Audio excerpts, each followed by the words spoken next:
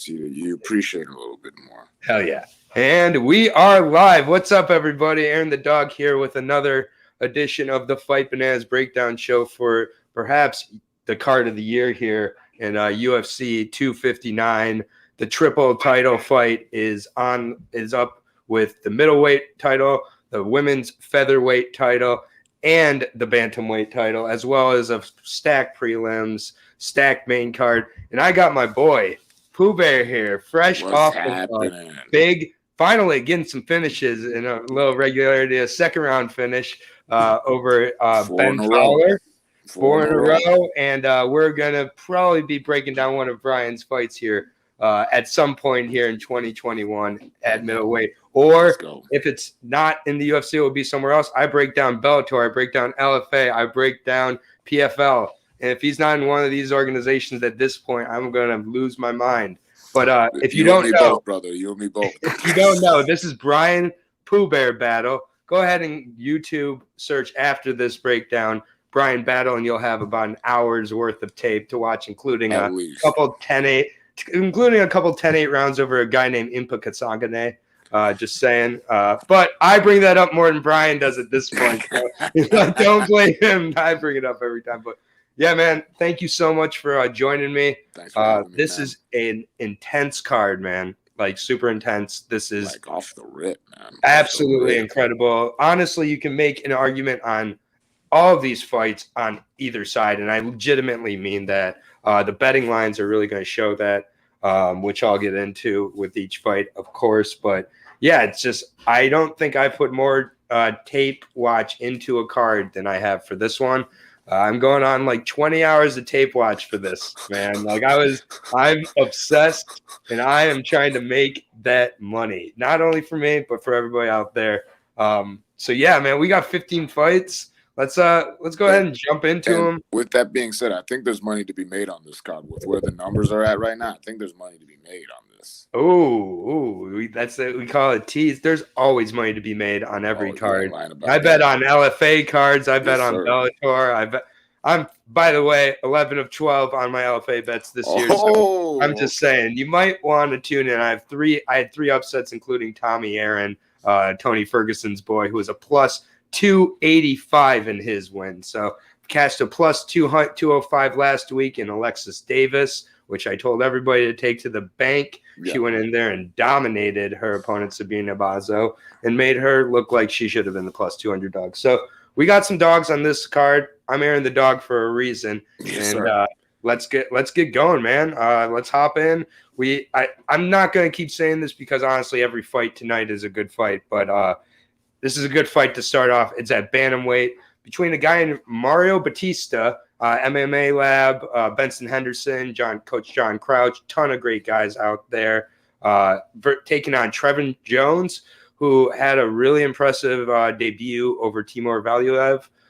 He came in on, I think, 4 days' notice, and he ended up having a little bit of trouble in the first round. Second round, ended up catching Timur and putting him away. And then he tested positive for marijuana after, I believe, and it was still, so he got a no contest, but coming off a win. And then Mario Batista, only 8-1, which I was kind of surprised about, just how he fights. He fights really, really composed. But coming off a 2-fight winning streak, flying knee KO over Miles Johns, who is of the Dana White Contenders Series, really good, solid prospect. Was 10-0 going into that fight, and he put him away in the second round. His corner called for the knee, and Miles Johns' corner, even between rounds, said, "Watch the knee; it's coming," as you're ducking for the takedowns. But the repetitive motion of a 10-0 guy, I think, kind of got in the way, and Batista took advantage of it. But yeah, I really I like this fight quite a bit. Trevin Jones sometimes has a propensity to kind of wait for his shot and get a little bit overwhelmed with regards to control and volume. So that's my biggest concern here. I was about to say too. That was like, because you can check the box for like toughness and resilience, and, explosion and power. You know what I mean? It's kind of like his defense that kind of makes you nervous for him going into any fights again, especially against a guy like Mario. You know what I mean? It was like seems like it's just a mean. He fights mean. I like it. You know what I'm saying? Mean. And Yeah, he hits hard too. Like This is- that knee was vicious that he hit him with. Like that wasn't one of those snapping knees, which we'll talk about with my boy Alon Cruz coming up. My boy, Alon Cruz. Don't worry. But this was like a hard, like impactful knee. He's really good, strong wrestler. What are your thoughts, kind of, on how you think where you see this fight going? Man, it's honestly, I think just like with the kind of intensity and pace that Mario brings, I do think he's gonna keep Trevin on his back foot, and I think he's gonna keep him moving backwards the whole time. But Trevin is like one of those guys. It's like there's not a moment in the fight where you're really safe. You know what I mean? Like, I mean, he was getting the brakes beaten off of him and that Timur fight, and came back and. Timur is good too, man. Yeah. Timur, I think, is 18-1 or something like that. I mean, all these Russian guys are legends until they lose in the UFC, it seems. But yeah, what up, Alec? Thank you so much for joining us. As always, Alec is one of my main supports for sure from the get-go here. We appreciate that. Batista was able to get Corey Sandhagen down in his UFC debut before Sandhagen pulled off the armbar. But he rebounded from that. He was 6-0 coming into the UFC. So now I mean, your only loss being to Corey Sandhagen is not a bad only loss to have. You know what I mean? No, absolutely not. And and you do look at Trevin Jones' record, and he's had some losses in there, but that is something that's never a bad thing to me. I actually appreciate seeing how fighters come back from losses. A lot of his losses are split decisions as well, which I've been able to go back and see. And it's the way he fights that keeps these fights closer than they should be. Sometimes he over-relies on his athleticism and power. And when it lands like against Timur, it's all good. But he lost the first round to Timur. And he was on his way to losing the second round as well before he caught him. So it's like to bet on the catch, it's tough here. So we're going to get to the odds now. Odds are minus 240 for Mario Batista. It's a little heavy for me, honestly. Minus 240, meaning got to bet 240 to win 100. Like, that's rough. 2.5 to 1 on an 8-1 guy, taking on a really experienced guy in Trevin Jones, who's been in there with a ton of guys and they both have the ability to finish this fight. I really do believe that. I think this is too close. I think for you to really count on Batista at minus 240, you could maybe see these guys kind of standing and looking at each other a little, both being patient, waiting for the other one to be aggressive, kind of two counter strikers in a way. So my only advice here, it's a 15-fight card. Take it easy on this first fight. This isn't really a parlay builder. If you're really feeling Jones, I understand at minus 1 or plus 190. I don't mind that price on Jones, but minus 240 on Batista. I'd skip it, but my official pick would be Batista. And I'm going to say decision. I just really give Trevin Jones a lot of credit. He fights a lot of guys, doesn't get finished a lot. Been in there 25 times now. He's pretty legit. That's a ton of experience. I think I'm with you too. Like it's close enough to where it's kind of like a toss-up, because someone like Trevin, you can never really count him out, you know what I'm saying, especially with the way he fights. But I think Mario's going to overwhelm him, get a late finish. I'm calling late finish on this one. I don't mind that either. It's just like where the odds are at are telling me that Mario Batista is going to go in there and just put on a clinic here. And I think that's a little bit tough to completely buy. But I think it's a good fight, and if you want to take a shot, I think that definitely Alec is smart here, not betting his money on this one. Picks also obviously Batista. Like you said, there's so many other fights to put your money on. This why go with the one like this? Exactly. Yeah, there's 15 fights, and usually I'm looking at using Tapology to go along with my order here. Usually when you look at the canceled bouts, it's about as long as the card with the canceled bout. There's only one cancellation. Unfortunately, Randy Costa got injured in this fight that he was supposed to take on Trevin Jones originally. So this is a little bit short notice for Mario, but also kind of tells you that they do give Trevin Jones a lot of credit for that Timur win, because Mario Batista is legitimate, as was Randy Costa. So Mario Batista and Randy Costa both very, very limited in their experience. However, Trevor Jones has about double the experience. So there's that on a 2-1 dog who's really athletic. Just be careful. This next fight is a fun one. I can't wait for this one. I got to interview Alon a few weeks ago, and he was at the UFC PI at that point. I am fascinated by UFC PI. I don't think it gets talked about enough about fighters who are there preparing for their fights, especially during a time like this. I know you're licking your chops to check out that. Man, fight. I can't wait to go over there. like you're just like, yo, I cannot wait to dive. It's like this mythical place that you just hear somebody like. I mean, hear it about looks nice. Their medical center, like the food, everything, and it's just like, and it keeps it. Not the distractions are an issue, but it's all fight business all the time there. I just want to run into Forrest Griffin there. That's all I want to do. I just want to be there, taking a tour and run into Forrest Griffin. When it happens, don't worry. That's when you know you really made it. It's not when you sign that contract. It's when you see Forrest. That's when we really know. But yeah, Euros Medic is who he's taking on. I'm a huge fan of both these guys, I'll be honest. Euros came onto the Contender Series and really, really looked impressive. He's out of Alaskan FC, which is always interesting. Fought did his BJJ training in Anchorage at Anchorage BJJ. It's just like, I don't know how well the Alaskan scene is up there. But is he at King's MMA now? Exactly. Yep. Good. Exactly. He's been at King's MMA for a while now. He was at the UFC PI. Definitely a big time prospect. Only 6-0, however. So this is, again, we're seeing some of these really young and experienced but high ceiling guys. But Euros took on a guy who was about 165 in his Dana White Contender Series fight.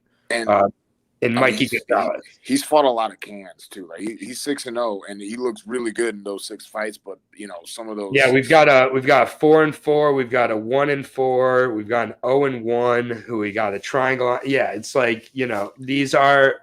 I mean, I always have a question with Alaskan FC fighters. Yeah. The other current Alaskan or former Alaskan FC fighter who's no longer in the UFC, that was Carlton Minus, who was one of the most unimpressive guys I saw in the UFC last year.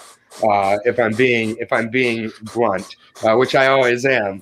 But Euros, I mean, he really looked to have the power against Mikey Gonzalez. He passes the eye test, that's for sure. Yeah, he passes the eye test. He's a big guy. He's strong. Elon Cruz, he's tall. I would not say he looks strong. I would not say he looks like he's built like a shit brick house. And I don't give a fuck about any of that when I'm breaking down an MMA fight. I don't need a bodybuilding contest. I don't need the guy who has the quick twitch muscle for 2 minutes. I need a guy who can put a guy away with 30 seconds to go in this Dana White Contender Series bout against Steven Nguyen. I apologize. Steven Garcia and Steven Nguyen, very similar fighters, but not Steven Nguyen.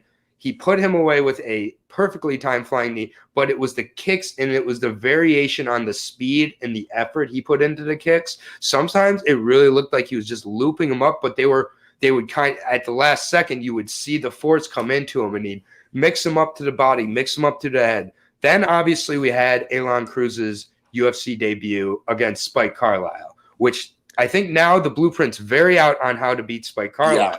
Yeah. It survived that first 2 minutes. And it's keep him moving, and it's get that lactic acid in that upper body. Because I was about to say that was like when Spike was like mythical, and he was just going out, and the first minute of the fight was just and he landed those elbows up again, and Alon just stayed there. That fight was his final fight at featherweight. Alon has got 78-inch reach, I believe. 78-inch reach, and he was fighting at fly or featherweight. This is now he has a 7 reach advantage on the doctor. Yeah, Euros, the doctor, Euros, the medic, the doctor. That's fine. I'm sure Euros didn't give him that nickname, but Elon's 31 years old now. And definitely at the point in his career where I think those weight cuts were not paying dividends on his frame, on his body. Overall, he took some time off.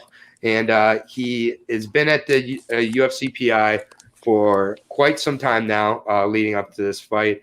He's super duper focused, and he's coming in as an underdog here, and I love this opportunity for him, to be honest, because I think that for Elon, if he fixes the issues from his last fight, which was allowing himself to get completely back to the cage, controlled, and then not controlling the strikes, I think that he kind of puts on a little bit of a distance and striking clinic in this one. I think that Medic has shown the propensity to swing hard and miss. He's been taken down by a few of these cans as well. Yeah. And I think that with Cruz, it's a really, really big deal that he's moved up to lightweight for this fight. I think that's going to really help him. His frame more than is adequate for it. And I think that the style of striking here, it's going to be a boxing style from Euros, where maybe he looks to clinch up, and then I'm getting a little bit nervous. But I think even then, I'm not sure he can keep that type of pace for 15 minutes. And at 6-0, hasn't seen a lot of adversity, hasn't had to face a lot of what do I do when things aren't going my way. And I think that Cruz is coming into this fight very focused, very underappreciated. Cruz also has a win over Steven Garcia, fun fact. Finished Steven Garcia with a rear naked choke. It's like, again, he has a 4th-round loss to Damon Blackshear, who's now in Bellator and looking really good over there. Damon Blackshear is a savage. Damon Blackshear is one of those guys. If you're in the regional scene, you know what he's capable of. He's a tough looking man. And that was a 4th-round finish again. Like, I just think that the MMA community has a little bit of goldfish memory. They see what happened to Elon in that fight. That was a very impressive finish by Spike, but I just don't see that happening again here. And I think Medic is a pretty one-dimensional, inexperienced, and faced low-level competition compared to Cruz. So I got Cruz here, and I got him to win a decision. I think that Cruz is going to really focus on movement and distance control. No, I'm with you 100%, man. I think Euros, like I really enjoy watching him fight. I'm not willing to buy into him yet. And it's just like the people Cruz as far as just like on a different caliber. You know what I mean? And like you said, I mean, that fight against Spike, that was, it's unfortunate that you have to learn that lesson at that level, but that is a lesson that you learn. Like that's because he's more of I would like to say he's a little bit more cerebral than Euros. So, when you're a cerebral striker, it's easy to get caught in those early exchanges. You know what I mean? When you're still getting settled into the fight. And I think, now he's going to come out with more of a sense of urgency. Euros is probably going to try to exploit that. And, if he tries to exploit that, he could blow himself out early if Cruz is like, worked out a way to get settled in a little bit quicker and, keep them off of him. So he doesn't have to leave. Honestly, Cruz how he fights reminds me a lot of if Nate Diaz or Nick Diaz was exclusively a kicker instead of a boxer, just with how he throws his kick strikes. Like he just can throw them over and over, throws front kicks, throws side kicks, throws like to the head, to the body, to the legs. It's just, I think it's a lot of things Euros has not seen. Being at King's MMA obviously is a really great prep point for him. Great prep point. And we could see the best Euros we've ever seen. And now he's represented by Ali. I mean, Ali knows his talent as well.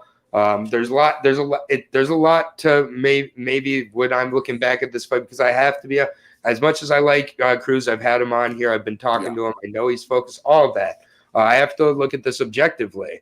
And I know that if this is the best Euros Medic that comes in and there's not significant improvements to Cruz's game from last time, this is not going to look good for Cruz. And frankly, Medic's going to look like a lot heavier of a favorite, I think, if he wins, because I do think Medic gets a finish if he wins. No, I mean, for sure. It's one of those fights where it's kind of it's easy to see. It's like if it ends, I mean, honestly, I could see it ending by both people in round one, but if it ends in round one, it's more likely that Medic took it, and if it goes past round one, like I don't see any way that Cruz loses this fight.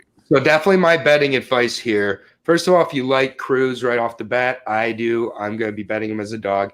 I think also if you have the option to live bet here after the first round, Cruz might lose the first round, but if he even if he gets hurt, I don't put it past Cruz that he can end up getting a finish later in the fight for one and end up moving this fight and winning a decision. So you could get even a better price, especially if Medic wins round 1 and looks, draws a little blood or something. People overreact to it. You could. Yeah. This is a real good live betting potential situation for Cruz. Or if Cruz ends up getting finished right there, then you don't have to worry about it either. So, I do like Cruz here. I liked Cruz when this fight was announced, but I do know Medic is getting better at Kings, but Cruz has been at the PI and really getting better as well. So, great second fight. This third fight, not my favorite on the card, I'll be honest. We got a strawweight fight here. Liviana Souza, she just kind of confuses me a little bit because she's a black belt in Brazilian Jiu-Jitsu, but sometimes she likes to just really stand there and just kind of try to strike for whatever reason. And against Brianna Van Buren, it really did not pay off for her. She got completely outboxed, refused to go to her wrestling. She kind of relies on her opponent to initiate the grappling, and then she tries to scramble from there, get position or get submissions. And it worked against Ashley Yoder, but Ashley Yoder is Ashley Yoder. Ashley Yoder is Ashley Yoder, yes, sir. And Amanda Lemos, frankly, is a lot better to me. But Amanda Lemos got finished in her UFC debut by an elbow again, but by Leslie Smith. And that's where it's like, I know, and she's like such a female. I mean, her record is kind of Leslie Smith is 9-7-1. She's not great. She definitely isn't known for her power. Lemos ended up getting a finish over Granger and then getting a decision over Inoue. Mizuki Inoue is basically an atomweight who has to fight at strawweight because there's no atomweight division in the UFC. So for Lemos here, I'm not completely sold on her, but Souza, I'm not really sold on her either. I get it. She only has the one loss in the UFC to Van Buren. Her split decision against Sarah Frota was way too close for comfort. Yeah. She just doesn't do enough for me to be confident that she'd be fighting for my money. So unfortunately, this is one that I just kind of didn't, with all the other fights that I had all the hours of tape to do, I didn't do a ton of tape on this after the first batch of about an hour. I have Lemos. I'm not betting her. She's a -235 favorite, but Souza plus 185. At that price with any of these lower level women's MMA fights, I'm fine with you betting the dog. It will come through a lot more than it doesn't. At the price, you're going to end up making a profit by the end of the year. If you bet the same amount on all these big dogs, you'll make a profit by the end of the year. I know, it's not the best, analysis, but I just think Lemos will control this and is more active with her striking and wins a decision. Yeah, when I was looking at it, it's like Amanda Lemos, like her style is more pleasing. Like she's aggressive, you know what I'm saying? Like she throws more stuff, but it's like Souza, she just seems like the kind of chick that's like she knows how to hang around. Even if she's losing a fight, she is very tough to like. And if you make one kind of mistake, then like boom, she's got something on you. So I'm with you. There's kind of like a. It's just like one that I think. Yeah, again, 15 fights. You can be picky. Fortunately, this is one I'd advise people to be more picky. It's one of my least confident picks of the night. I got Lemos by decision. Yeah. So probably will be my least confident pick by the end of this if I look at all these. I mean, I had the same thing. I literally have Lemos by decision. So I don't think I think that chick she's tough, but I think she's gonna get overwhelmed by Lemos.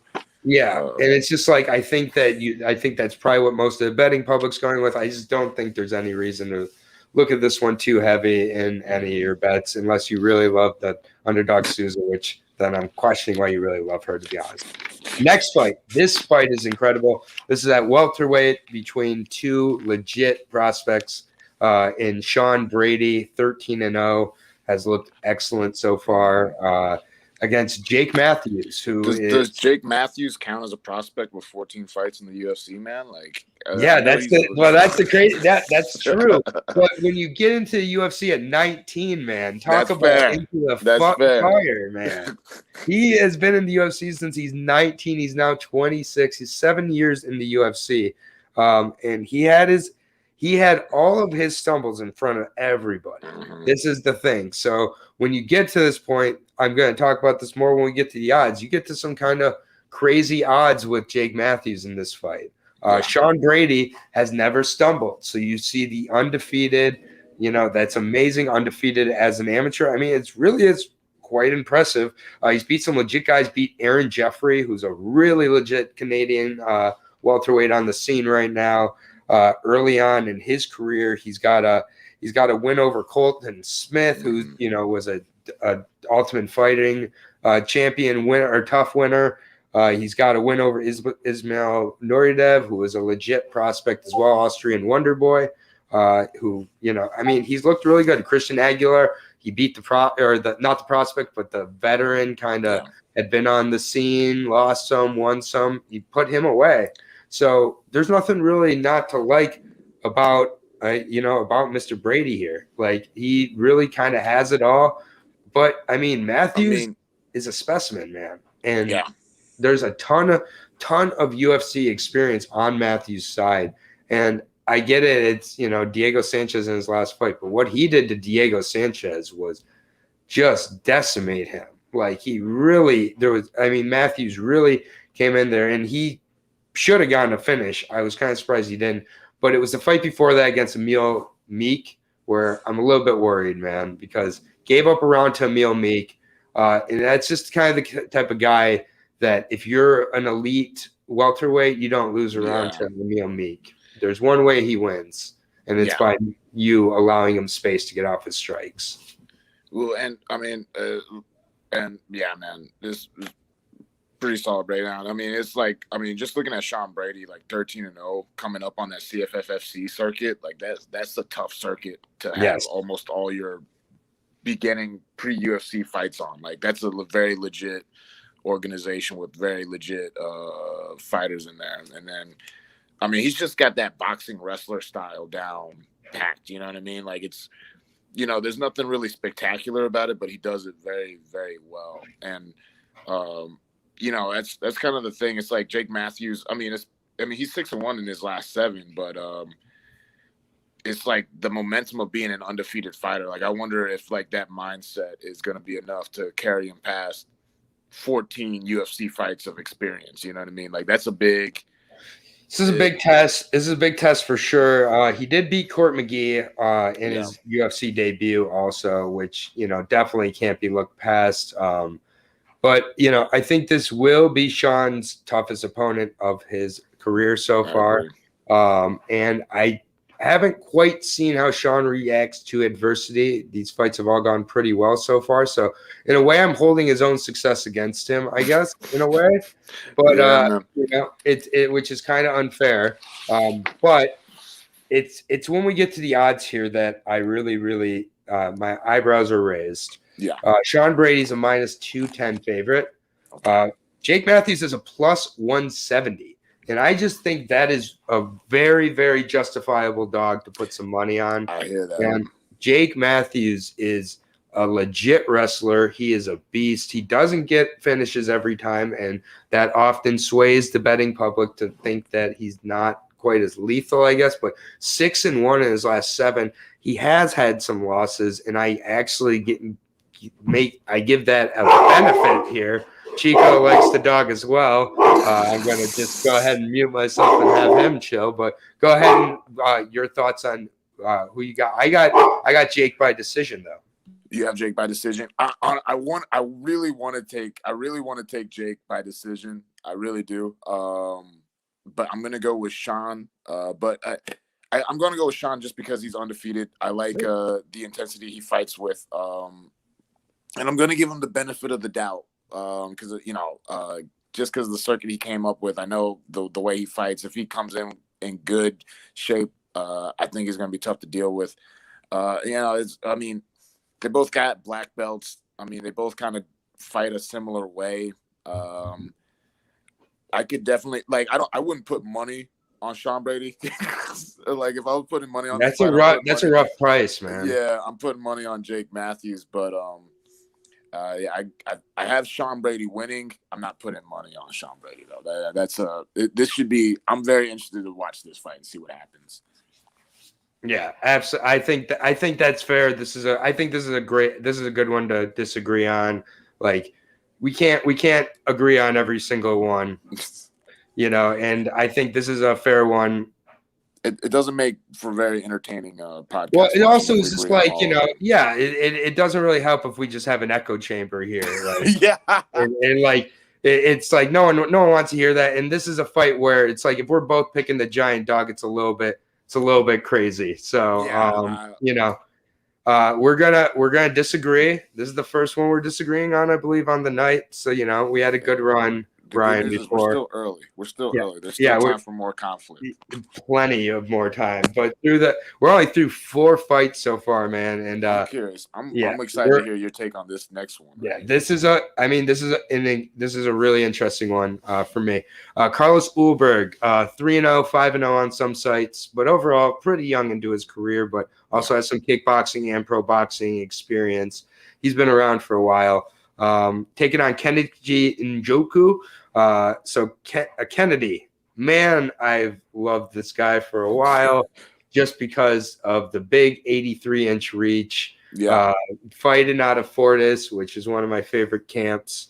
However, the way that Kennedy fights drives me insane. He does not use his tools at all. He shelled up several times against Darko Stoichik, who, if Darko had any gas left in him and could have stopped kicking him in the balls over and over and over again, he kicked him in the balls 4 times, got 2 points taken away.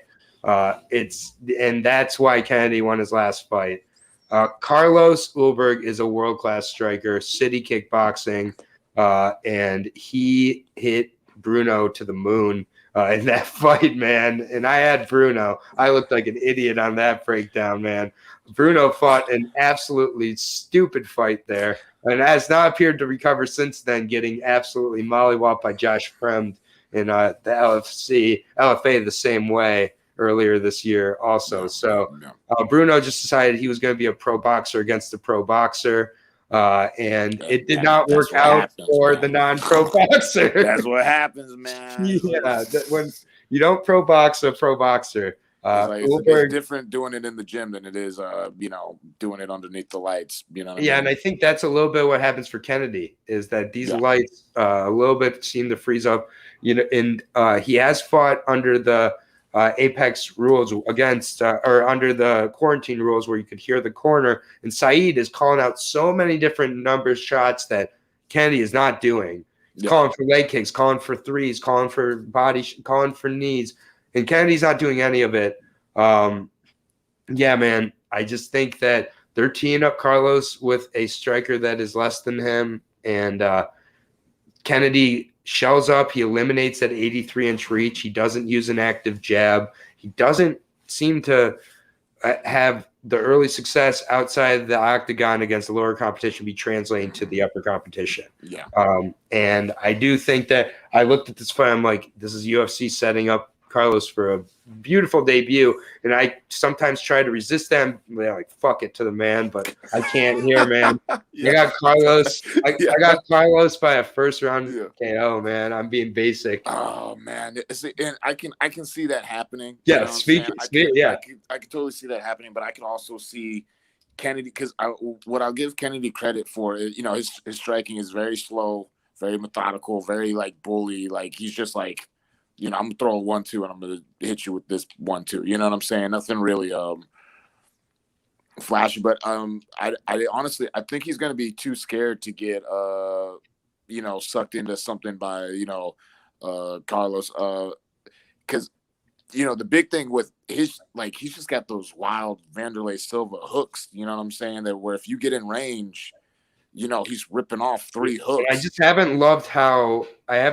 Kennedy's reacted to these shots. He shells up and he waits for his opponent to stop striking. And I don't think Carlos will stop once he sees that and shell up. I think he's going to go to the body, and I think he drops him. And I hate saying this, but I just think Kennedy's kind of scared to get hit. Yeah. I hate saying this. He is afraid to get hit. That's 100% a fact. That's the only thing I think keeps him alive in this fight. I think if he was, he could just try to. We're in the small Apex too here, Brian. We're in a small apex. There's not a lot of room for these giants to get away from these bombs. Like, I don't think Carlos has never gone to a decision in his 6 MMA fights. And in kickboxing, he's a pretty known finisher as well, man. Yeah. They're setting up Kennedy to get fired after this fight. They know he got a win in his last fight, but it was with 2-point deduction. And when Darko was gassed after 4 minutes and Kennedy still couldn't put him away, I don't think he survives. I get the argument, but I don't think he survives. Man, and I think we're on our second disagreement, and I mean, because I feel like I see that, like I see it in my head, I can see that happening, but I also can see like because I see him he could shell up and like somehow survive and like somehow squeak out like some kind of boring decision. How is he getting the decision if he gets out volumed and out? Because he's gonna get because Carlos he hasn't been like his striking style is not very conducive to keeping energy for 15 minutes. You know what I mean? And so I see him either getting a spectacular finish in the first round or losing a very, very suspect decision in 3. You know what? This kind of reminds me in the opposite way of a few weeks ago, if I'm being candid now, where now you got me thinking a little bit. I'm still going with Carlos Ulberg, but I think that you put up a decent argument, to be honest. And the Rodolfo Vieira fight against Anthony Fluffy Hernandez. Yeah. Rodolfo Vieira was a 6-time world ADCC jiu-jitsu champion, one of the most decorated ever. A little birdie told me before the fights, who trained at the same gym as Vieira, that Vieira gasses after 1 round in practice. And what did he do? He gassed after 1 round of competition, and he got guillotined by Anthony Hernandez and tapped. He didn't go out. He tapped out. And so we might be sitting in a situation where we got a hammer in Carlos, who's used to these guys wilting after the first round. Yeah. And then all of a sudden it doesn't. Then what? Carlos, I also believe he's 30 years old, so he's in his prime now. He definitely is, and it's just the city kickboxing momentum here, training, getting ready with Izzy, as well as Kai Kara France. That's the biggest thing. That team is so good right now. It's hard to pick against them. Like that's always the thing too. It's like, do you really want to pick against a city kickboxing guy right now? And I do think your read could come through for sure in even Carlos's next fight. But Kennedy's not going to be making him think about takedowns. He's not going to be making him think about clinching. He's not going to be making him think about anything but striking. And it's just like a striker versus striker. I can't take Kennedy from what I've seen. Yeah, I know. So, it could get ugly. It could get ugly very fast. Yeah, I think it does, but I don't mind the argument here. Minus 250 for Carlos, which I still think it's a little bit heavy for a guy who's only 3-0 or 5-0, UFC debut and everything like that. And I mean, but we'll see. But yeah, I mean, if you got Kennedy plus 195, that's a plus 200. It's gonna keep going, so you might as well wait if you're putting a few dollars on Kennedy till the weigh-ins, because I don't see any money coming in on Kennedy. I think the money comes in on Carlos. But hey. I think I might throw some money on Kennedy just to throw caution to the wind and like. You know what, man? Those there's every single card. There's at least one fight where you're just so positive of it, and everybody is, and it's like I think a lot of people are putting Carlos Ulberg in their parlays. They're like 2 to 3 fight parlays. It's like add Carlos Ulberg, Carlos Ulberg, and it might be that fight that you look at the end of the night as the apple pie shitter, the one that you're just like, how did I invest so much in this that it ended up? So he's 3-0 in MMA, 5-0 depending on where you look. But again, if he's 5-0, the other 2 guys not really of note. So either way, this is one that I think is a setup, but that's how they get you sometimes. It's definitely a setup. It's 100% a setup. I'm just saying the setup might fail. That's all. Yeah, you had a very good devil's advocate point here. We're on to the next fight in the prelims. These prelims are so stacked. I thought we were getting close. to the end, the featured prelim. We're like halfway through the prelims, not halfway through the card. We're halfway through the prelims. This is MMA heaven here, man. I know, man. We got the 125ers here. One of my favorite, the flyweight never die. We got Tim Elliott taking on Jordan Espinosa. Interestingly enough, Jordan Espinosa, a former Glory MMA fighter.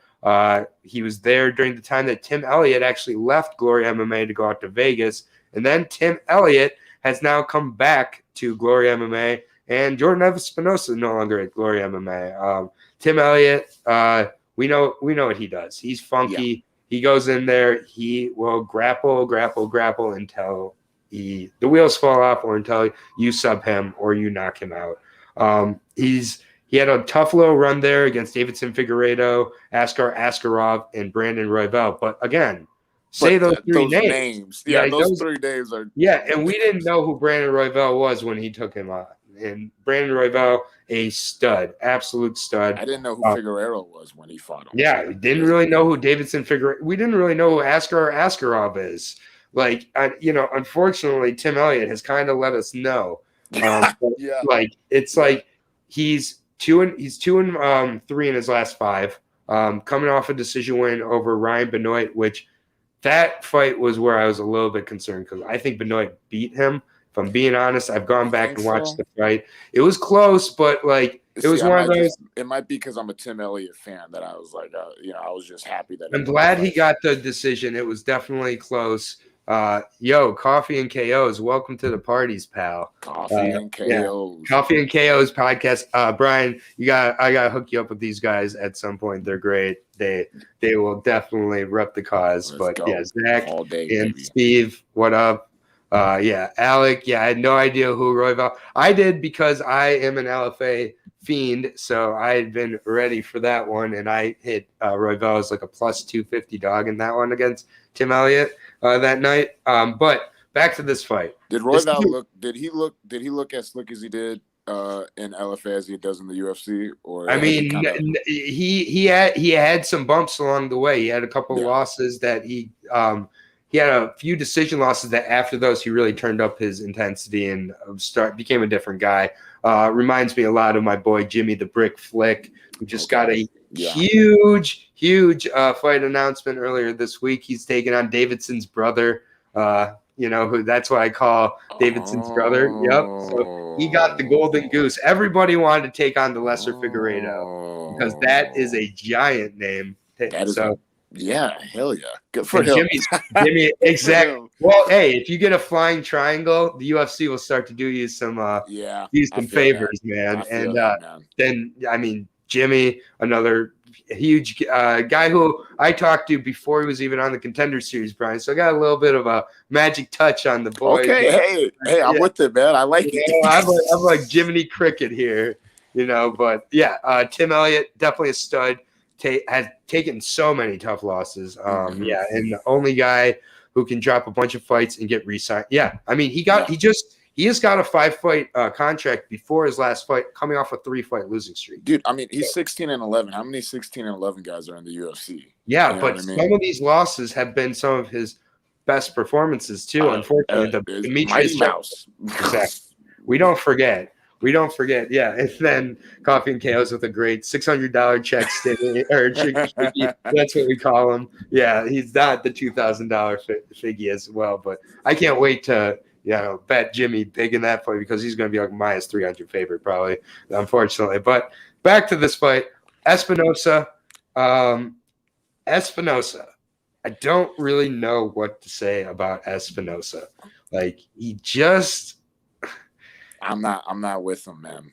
I'm not impressed by him. I've never been impressed by him, and he's been to UFC for a while now, and I've been waiting to get impressed, and I'm just not.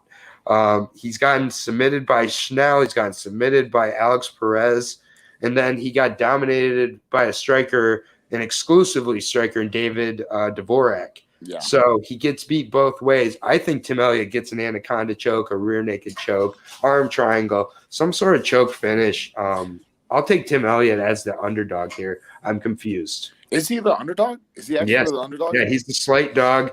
The money has been coming in on Tim Elliott. It opened as a pick'em.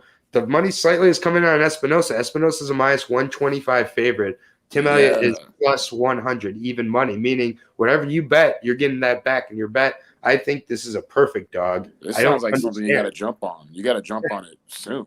Yeah, I think he very well may be a favorite by the time they square off on Saturday. I think James Krause, knowing the weaknesses of Espinosa, knowing the weaknesses of Elliott as well, training with Elliott for so long, I think the game plan is going to be on point.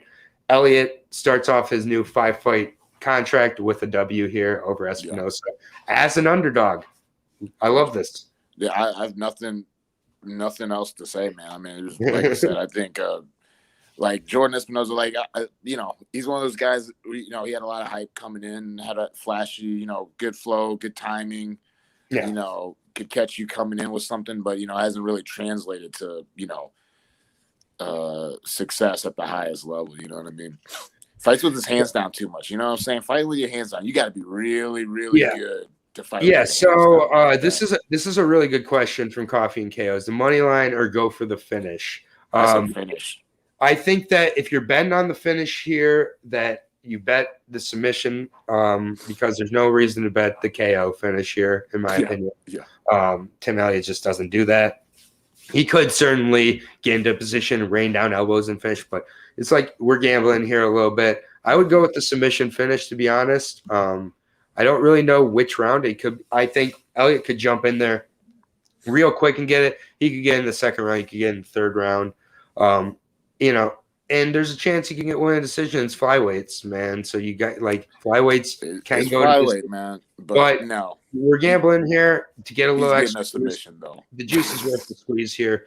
Bet Elliott by submission.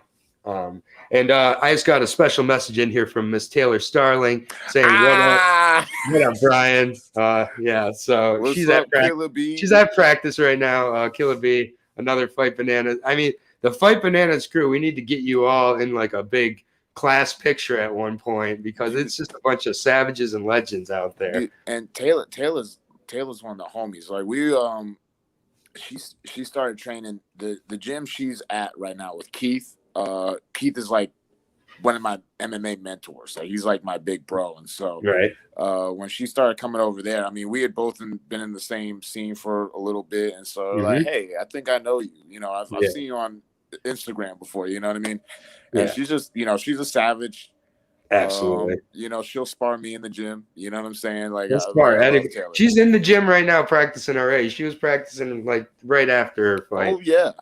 Yeah. I mean, Keith is a savage too. That's Keith. Keith, he broke his hand in a fight and went to training the next day. That's just, he always goes and trains the next day. These guys are just built different. And as you learn more about Taylor's story outside the ring and the cage, it gets even more inspiring. I'll just say that. She's going to be a star. If you don't know Taylor Starling and you're listening right now, just go ahead and check out that Knucklemania fight. She needs to fight Paige in the next fight. I think Paige. I'm trying to get her to call out Paige. She's, you know how she is. She needs to fight Paige. She needs to start getting some of that superstar energy because she is a star. And Bare Knuckle FC should be super pumped. But I can't wait to talk to her in the near future. But she did send me a message saying, "Let Brian know what's up on my training, of course." But she's always working hard, and she's Dave has been with her for quite a while with Fight Bananas, and I'm again late to the party, but once I get on the party, I'm there at all points. Yeah, Alex, for sure.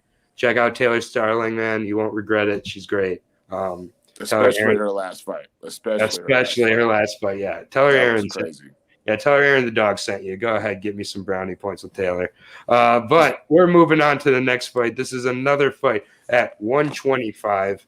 Flyweight never dies. The next three fights, actually, all are at 125. A lot of flyweights on this card. Three straight fights are at 125 here, so it's kind of cool. We're in the middle of our flyweight Grand Prix, I guess you could say.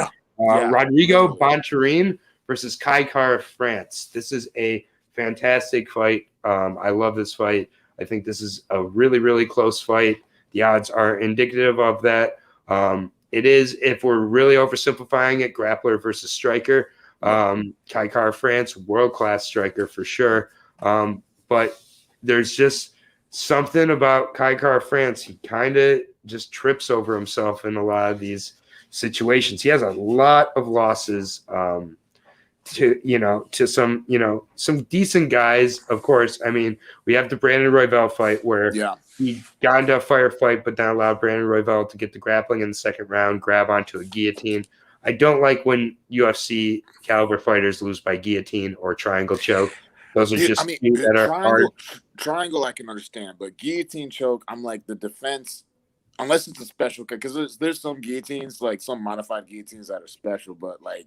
Well, I mean, Brandon definitely had one there. I mean, he slapped that on like standing guillotine, and I mean, Brandon's very special for sure. Brandon Moreno, we've seen how good he is as well. But it's just overall, I mean, it's the split decision against Paiva that was a little bit concerning, where he gets into firefights and he's not exactly strong in those. I think he's much better when it's a technical distance decision controlled type of striking affair. Bontarine is kind of chaotic though, man. He has really, really strong hooks, strong leg kicks, and his takedowns are beastly, man. Like, he is a strong little fucker. Like, he is 5'4", maybe, or according to his chart, he's 5'4". He's probably 5'3", one of those cats. And I mean, you saw it against Paiva before the cut finished Paiva. I mein, he was lifting up Paiva and slamming him. And the reason he wasn't getting some of those takedowns is because Paiva was 5'9". Yeah. But Kai Kara-France, again, another like 5'4", definitely legitimate flyweight. These are two legit flyweights. They aren't like big guys who cut down to the weight or anything like that. These are two of the more normal size flyweights. I just think Bontarine's going to kind of smother him with regards to the clinch, with regards to the takedowns, not make this a Muay Thai contest. If it's a Muay Thai contest, I got Kai Kara-France all day and twice on Sunday. This is an MMA fight, though, and I think Bontarine makes it dirty. Bontarine's stronger. Bontarine I think, has the ability to land enough impactful shots that it's close as well on the feet when it is on the feet. I really like Bontarine in this fight. I think that I give Kai Kara-France a ton of credit with City Kickboxing. He is 4-2 in the UFC, and his only two losses are to Brandon Moreno and Brandon Royval. So for me, I am giving Bontarine a ton of credit here. But I just think Bontarine really can put on a good show here. He's coming off a tough loss to Ray Borg. Ray Borg did miss weight for the fight. He missed weight. I think 4 or 5 pounds. So it was one of those where he cut off. He got banned from flyweight after missing weight. Right, yeah. So it's a loss to a bantamweight at flyweight for Bontarine. The Paiva fight, really impressive. The Magomed Bibulatov fight before that, also super impressive. It was really close to rear naked choking Magomed. Magomed 14-0 going into that fight as well, which, again, we get revisionist history. After they lose, we think, that wasn't that good of a Russian guy all of a sudden. But dude was 14-0. It's trained with some monsters out in Dagestan. Zabit training partner. There's tons of glory in 3 City Kickboxing. This is at least, I'm going to say, at least one of the City Kickboxing fighters I'm choosing to lose this weekend. I have Oberg winning. I have Kai-France. I have him losing here. And I have him losing by submission. He's lost by submission earlier on in his career to Mark Stiegel, who's a decent guy, but not. I frankly rate Bontarine better, and a few other grapplers who I think Bontarine's better than. Bontarine's shown the ability to get the finish with his submission and just missed out on against Bibulatov. And he's a legit Brazilian Jiu-Jitsu black belt. I'm going to take him to keep this from being a striking affair. And submission victory for Bontarine. No, I gotta be honest. I have no faith in my boy Kai Kara-France. I have no faith in him in this fight. Like, I think this is because he's fought. Granted, he's fought tough competition, but he's been rocked in like his last 4 fights. At any point, and I don't see Bontarine letting this be a technical affair. I don't see him like. I don't think his coaches, he hasn't shown that really. I mean, at least I haven't seen him show a super technical, clean, crisp like stand-up style. Yeah, he's been kind of like you said, chaotic, like balls to the wall, throwing strikes like he's not afraid to get taken down. Yeah. You know, attempting takedowns like he's not afraid to get submitted or afraid to get countered. You know, he's just like he's like an animal, man. I like him in a lot of fights, not just this one, but yeah, I don't see Kayakara. I think this is a really bad matchup for him. Especially coming out being one in having this tough stretch. You know what I'm saying? Yeah, even in his decisions, he's not blowing me away. Yeah. His decision wins. They're more feeling like the opponent didn't show up more than he won some of these. So I get it. Izzy is high on everybody who's ever stepped through the door at City Kickboxing, man. Izzy is going to sell. Izzy is going to ride or die with his boys. He also says, and I think you're talking. You're referring to Oberg here, Coffee? Are you saying Oberg, or are you saying he's high on Kai Kara France? Because Izzy's kind of high on all his teammates, so I don't really take that too seriously. But Kai Kara France is the -140 favorite. So again, we got two straight flyweights who are dogs who I think they got the odds reversed and wrong. So I'm going to take my +110 Bontarine, pair it up with my even money Tim Elliott, and get a 300 parlay. Let's see what we can do. I like Bontarine here. I like Bontarine for finish as well. I think we're seeing a few finishes here at flyweight. And yeah, we're going to move on to the next fight, the flyweight Grand Prix headliner, we should say, in Joseph Benavidez. He decided to come back after that massacre against Davidson Figueiredo. In front of his wife, right in front of his wife. She was right. I know. After Figueiredo was talking smack on Twitter. Yeah. Oh no. That was. I mean, he knocked him out, and then he choked him out, and then the ref was late. Tough way to. And Joseph was like, "I ain't going out like that." Yeah. He's like, "I'm coming. I can't. Like, I've been here around too long." And the UFC, you would figure maybe they give him a favor, man. They give him Askar Askarov. And I'm just like, good googly moogly. They want to launch Askar Askarov into contender status immediately. I was about to say, because if he wins this fight, there's really, like, he's got to be the next after guy. After Moreno, it's him against Davidson. Askarov has a split draw against Moreno, and other than that, he's undefeated. And that was a super close this is not what any Joey B fan wants. Askarov is tough. The one thing I guess I can say is that Askarov isn't a hard hitter. Like, he's not a fantastic – well, he is a hard hitter. He's not a really great striker. When he hits you, though, he hits you really hard. He swings. He swings. Like, he swings really hard. He throws hard. He throws hard. Like, he's not a KO guy, but he throws hard. Yeah. Like, I mean – he does throw hard, and I do think with how many times Joey has been rocked, I think that Askarov by KO could be happening in this fight, which would really, really suck for Joey, but it would launch Askarov. Yeah. Any sort of finish launches him. Yeah. Dominant decision launches him. A close decision launches him. Mm-hmm. Everything in this fight, except for a blowout loss, essentially launches Askarov forward here. For Joey, this is just – they're at different points in their career, man. Yeah. Like, that's how I kind of feel. And this could be one that looks like a clinic. I'm going to Askarov. I'm not going to overthink this. I've gone back and watched these guys. Both these guys' last three fights, and I include both of Joseph Benavidez' fights against Davidson, where he's been knocked out at least 3 times in the last 2 fights against Davidson Figueiredo, and submitted once. He's been finished 4 times in the last 2 fights by the same guy. Like, and that's what makes this fight tough too, because it's like you said, if Askarov wins, he's fighting for the title. Like, he's propelled. If Benavidez wins, he's just retired. Yeah, it's just like it's like why give him this fight? I don't understand why they gave him why they couldn't give him Kai Kara France.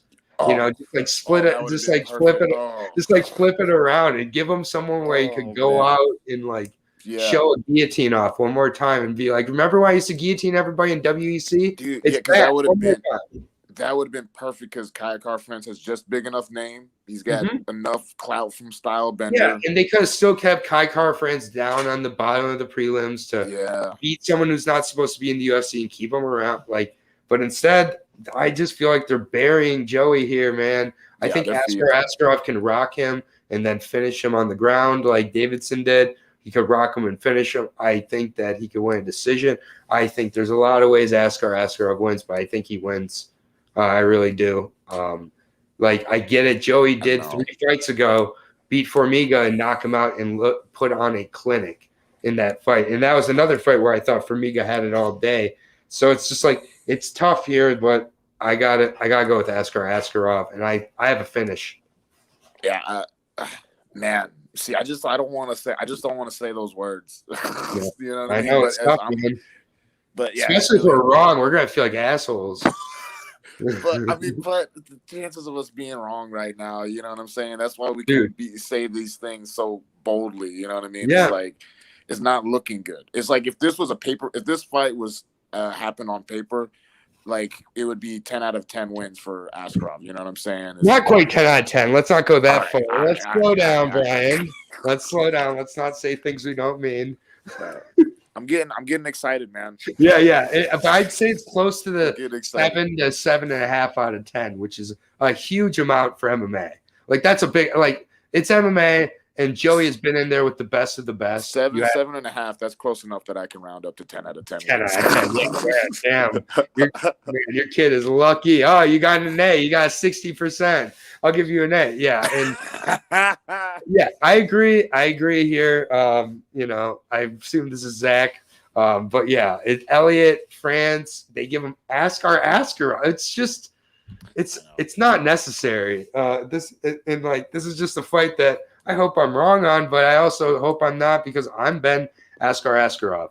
Because it's like you're a fan of Joey, but it's like Askarov's fun too, man. It's like I want to see him fight Figueiredo. And it's like really cool. He's I believe he's partially or fully deaf as well, which is pretty impressive for Askar. So like it's a lot of just putting together his game plan before he goes in there, which just makes it that much more impressive to me. Minus 125 favorite for Askarov. Nearly an even fight here. Joey, they are not counting him out. Joey was the favorite opening at minus 150. He's now barely an underdog at minus 105. So how much of that do you think has to do with the fact that Joey has a name and no one knows any of these flyweights? I think that always has to do with these, and that's why I bet on the prelims more, frankly, than I do on the main card, because these hidden prices, these hidden values are sprinkled all over the place. A few weeks ago, King Casey O'Neill was making her UFC debut against Shayna Dobson, and she was only a minus 140 favorite. And I was shouting from the rooftops to everybody, she's getting a second round TKO finish. What'd she get? Second round TKO finish. I also had, not to toot my own horn, had King Casey O'Neill on before she got signed with the UFC at 5-0. Because I knew what I saw in her as well. Like, I should just, you have the best prospects on your show. I know this. I'm telling you, man. Like, I get these prospects on your show. I get these people before they're signed with the UFC too. I don't wait till they're signed with the UFC and wait till they're on the Contender Series and be like, hey, look, I go in and no. I get them before, man. I get them before it was cool. And anyways, I just think, I think Askarov wins this fight, and I'll be interested to see him against Davidson Figueiredo. I think that's or Brendan Moreno. They had a great fight as well. I just don't. They had a good fight, but in the rematch, I think Figueiredo is going to come out and put it on him. As long as the COVID recovery is there, that's the only thing I don't know about with any athlete at this point, especially right now. Yeah, I mean he's out till June. He's out till June for a reason. They definitely didn't want to wait till June to have their first flyweight title fight. So it's like, I would never make fun of you guys, Coffee. I love you guys. It's all love here. I only make fun of the ones I care about. So we're moving on here. We're on the flyweight Grand Prix. Unfortunately, now we're on to the bantamweights though, and these bantamweights are these guys are prospects. I can say that. I overused the word, but these guys are definitely prospects. Kyler Phillips, 8-1 versus Song Yadong, the 16-4-1 Team Alpha Male product, coming off of a win over Marlon Chito Vera. He did not win that fight at all, and the UFC showed it after the fight. They gave Marlon Chito Vera the opportunity against Sean O'Malley, not Song Yadong. Yeah. Song Yadong is on the prelims still, and he's fighting Kyler Phillips. So the UFC, fortunately, I'm glad they did this in this case, that they treated him as getting the loss and Marlon as getting the win, because that's what really did happen. Before that, Song Yadong had a draw against Cody Stamann that he lost, frankly. So, like, Song Yadong is coming on a 2-fight losing streak where he didn't get a loss in either one of those, which kind of concerns me a little bit, if I'm being honest.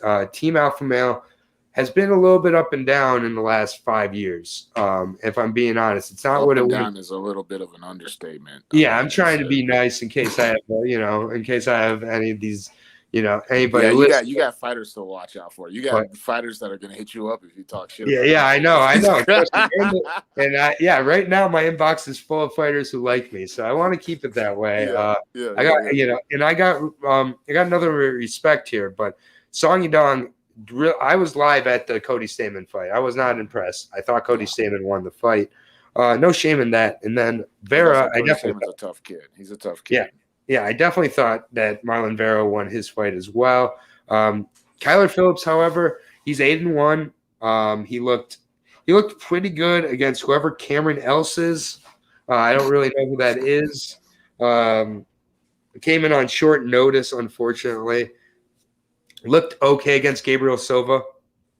There's a little bit of a gas issue with Kyler Phillips. I see incredibly athletic, amazing first round out of Kyler Phillips, and then I see him slow down to a very slow pace. I'll put it that way. The explosive techniques don't seem to be there as we go on. And, I just think after that point, he allows his opponent to take it to him and take away maybe spots that shouldn't be in. This is going to be a split decision, this fight. Tell me if I'm reaching right here. Does he remind you of Spike Carlisle at all? It's a similar issue for sure. He's flashy. You know what I'm saying? He's flashy, really explodes. Probably has a little bit better gas than Spike Carlisle. Spike Carlisle seriously is a hummer, man. You can't run a sprint for 15 minutes. You know what I'm saying? Like, people just come out and they want to just run a 40 yard dash. Especially when they're 8-1, especially when they're really, Kyler's always wearing the cool sunglasses, has his cool hair. The long hair, man. Yeah, the Matrix does his little, dances, his little dancey dance, whatever you want to say. It's like, I gotta be honest, I don't love betting this fight either way, because Song Yadong fights every fight way too close for my liking. He's got a really good right hand that he can land. He can put away Kyler, I think, in this fight. My pick will be Song Yadong, but this is right near the Lemos level of confidence, because both these guys fight too close as the fights go on. And I'll say too is like because Yadong, he's big. He's really big for that weight class. So, you talk about gas being an issue. You know what I'm saying? If you're trying to do that high work rate against someone who's bigger than you, he could end up, losing steam even quicker than he normally does. So, I'm right. I'm right there with you. Yadong hasn't necessarily looked impressive in his last couple fights, but he still has some finishes in the UFC. He has that experience. To him, he at the very least knows how to squeak out a decision. You know what I mean? Yeah, it's just you look at the level of Kyler Phillips' competition as well. Gabriel Silva, I'm not impressed with. Again, I don't know who Cameron Else is. I legitimately don't know who that guy is. That definitely was on short notice. Just overall, I think Yadong Song being in there with Marlon Vera, being in there with Cody Stamann, being in there with Alejandro Perez, and Alejandro Perez, he starts with that right cross. Really, he's He's been around for a little bit in the UFC too. He's been around since 2017. Yeah, it's kind of weird. It doesn't really seem like I thought when I first saw that, like I went back, I was like, dang, he's had 6 fights in the UFC. That's weird. Yeah, exactly. And he has yet to lose technically, but I don't think he can possibly think that the way he's fought in these last 2 fights is going to be good enough to continue to. So, I mean, I think that his coaches and him, he's going to come in improved here. I think this is a fight where he knows he has to be the, matador for about a round, and then Kyler's not the same guy. So I'm going to take Song Yadong, minus 155 favorite. Don't love it, but it's a decent line. I don't love it, but I think the experience edge is for Song. The athletic edge, the size, the gas should be on Song's side. So minus 155. At least to get a decision. Nothing impressive, but Yeah. I mean, again, if he gets it'd be nice for him to get a finish though, because his decisions are really close. Plus 125 on Kyler. Kyler opened at plus 170. People see the highlights, they see the hair, they see all the moves, and the money moves on the Kyler. So I'll take getting to a price that really justifies Song Yadong. We finally made it to the featured prelim.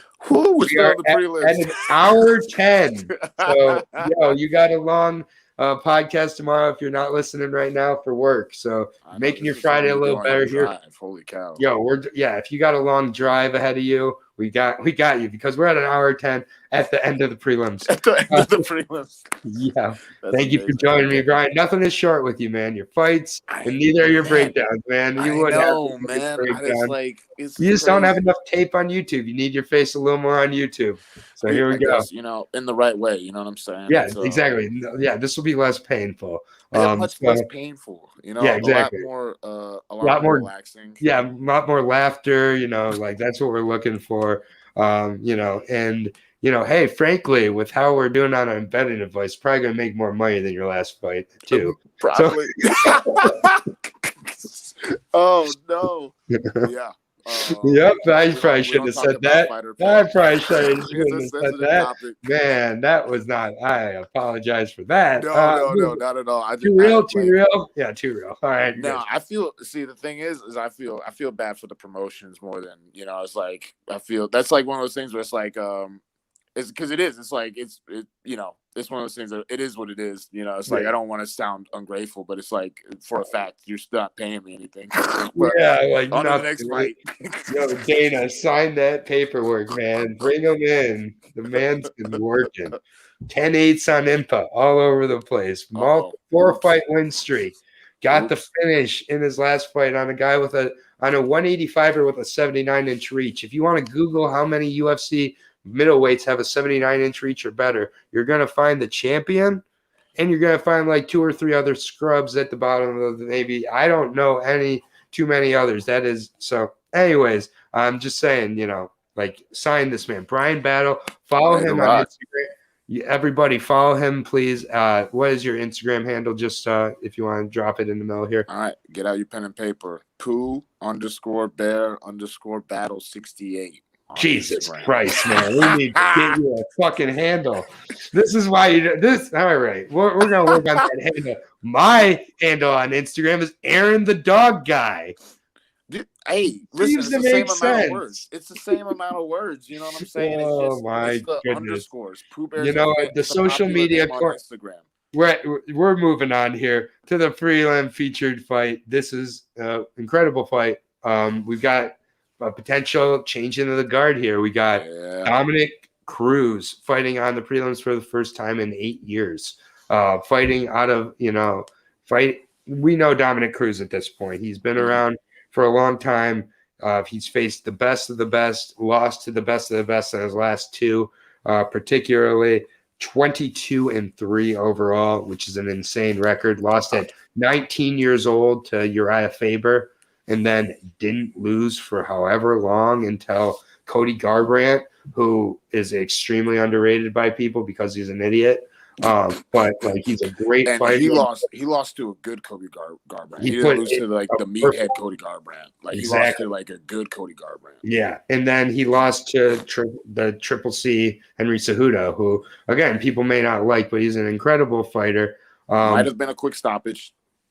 Might have been a quick stoppage. Dude, he got hit with about 7 or 8 shots. And it's like you got to intelligently defend yourself. As a fighter, I get you're going to take the side of the fighter here and let me fight and let me battle through. But that's one of my biggest concerns with Cruz in this fight is he's still talking about Keith Peterson.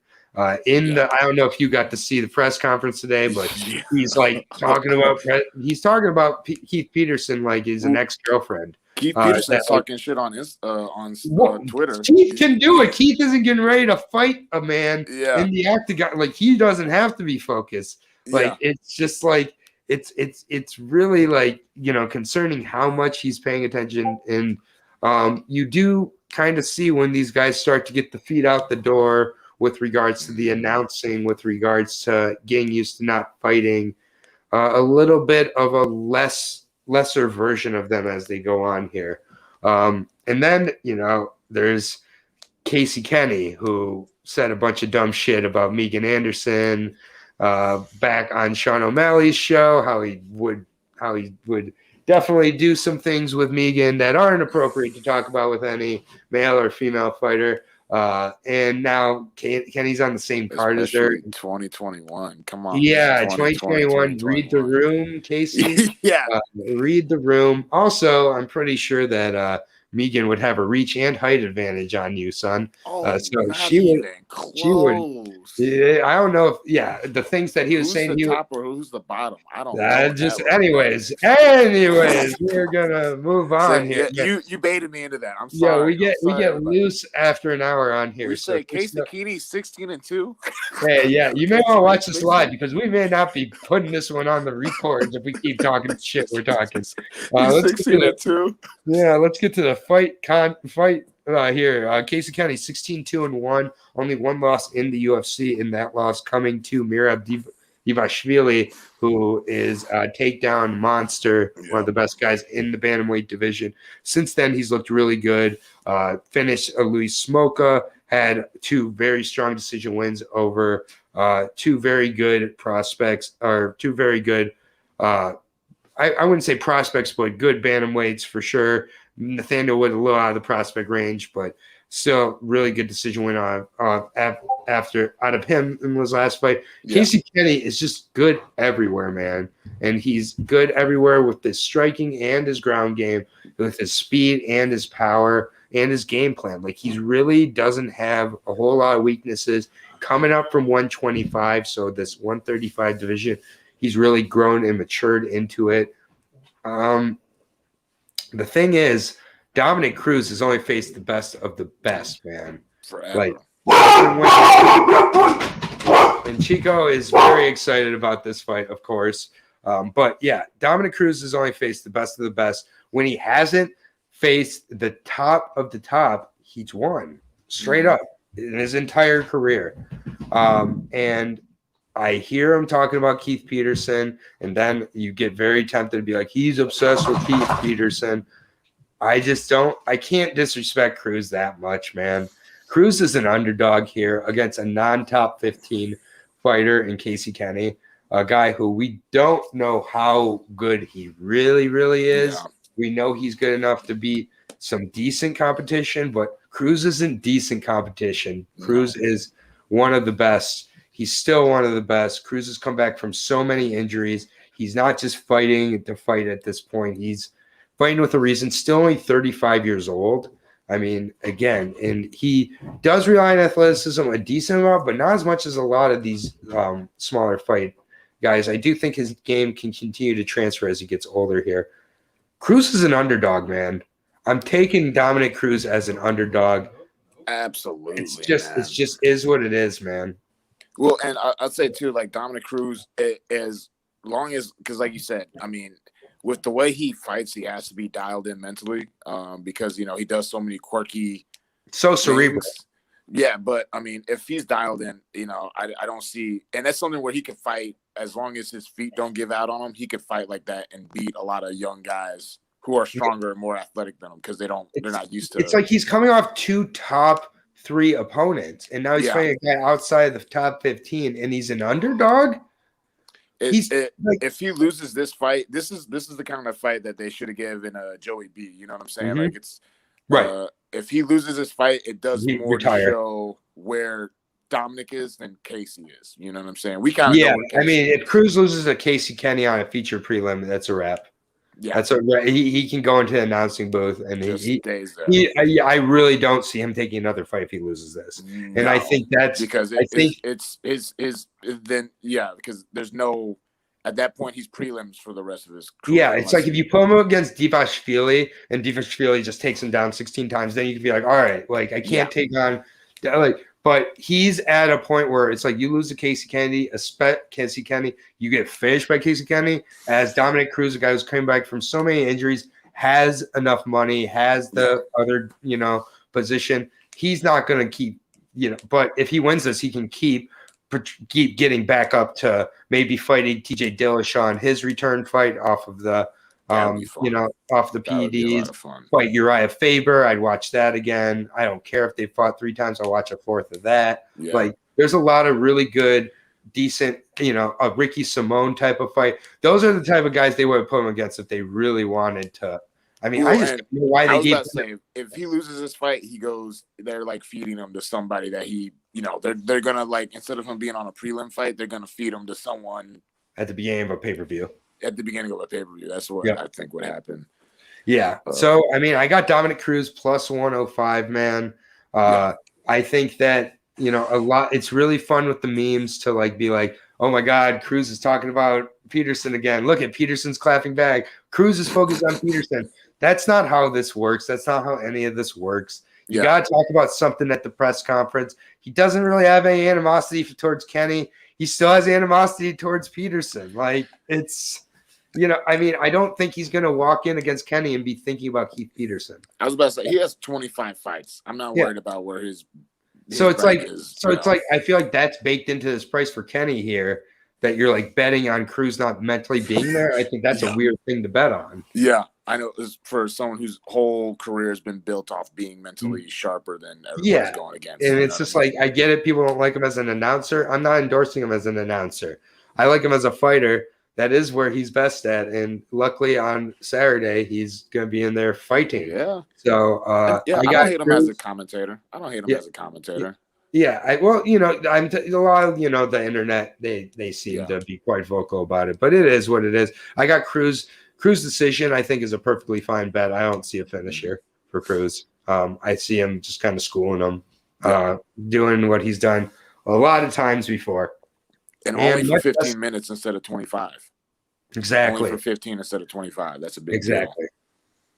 I really like Cruz. The more I've looked into this fight, this is one of the fights I've spent the most time on tape-wise watching both guys and leading up to it. I feel good about Cruz. We are finally to the main card, Ryan. My God. I, again, make the rookie mistake of not putting any water next to me. I'm going to go that at some point here, but it's all good. I'm used to talking with cottonmouth.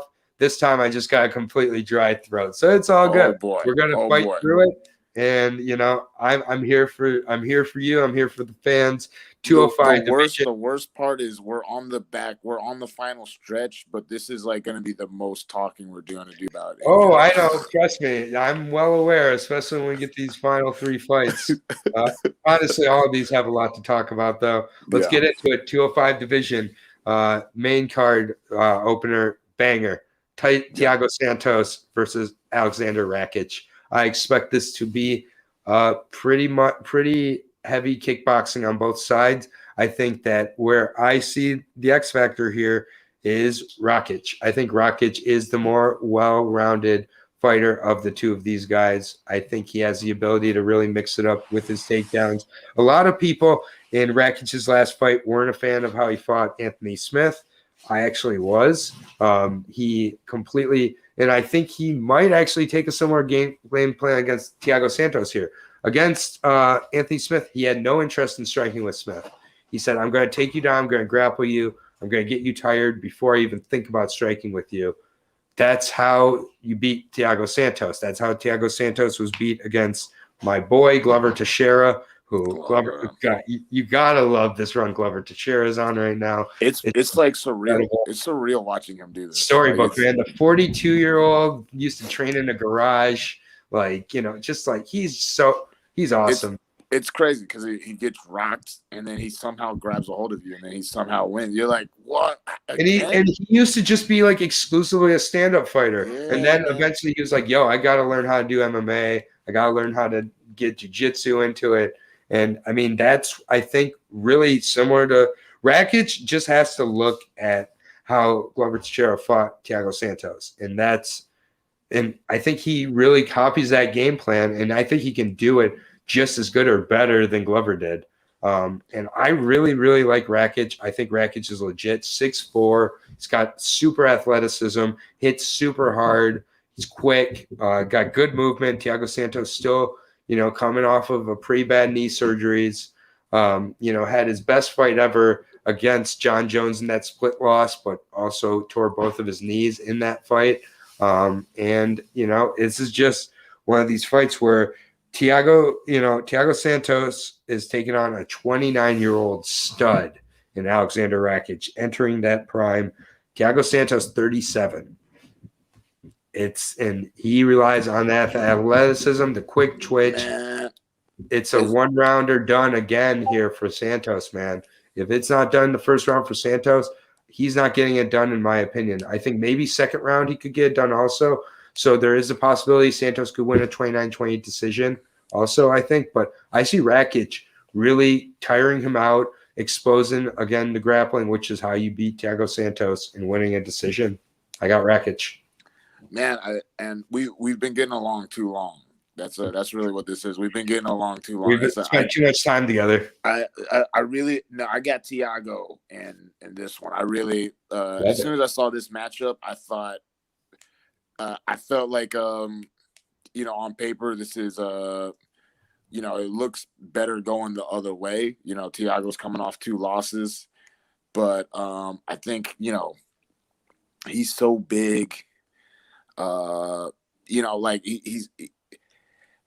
I think, you know, his power, you know, is still, even when he was getting taken down by Glover, like he still had power going into the second round. I think if Rakic, I don't even Rakic.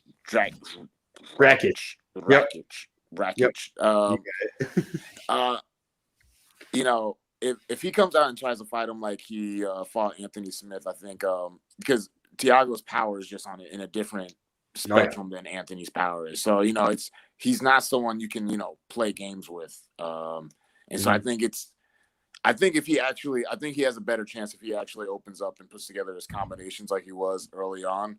But I think Thiago is gonna pull the old wily veteran. I think at least I like to think that he's worked on his get ups after the last fight. I like to think that he isn't gonna try to rely on, you know, holding someone in guard for, you know, 15 minutes when you're landing big shots. But I got Thiago on this one. I like it, and it sounds like a finish.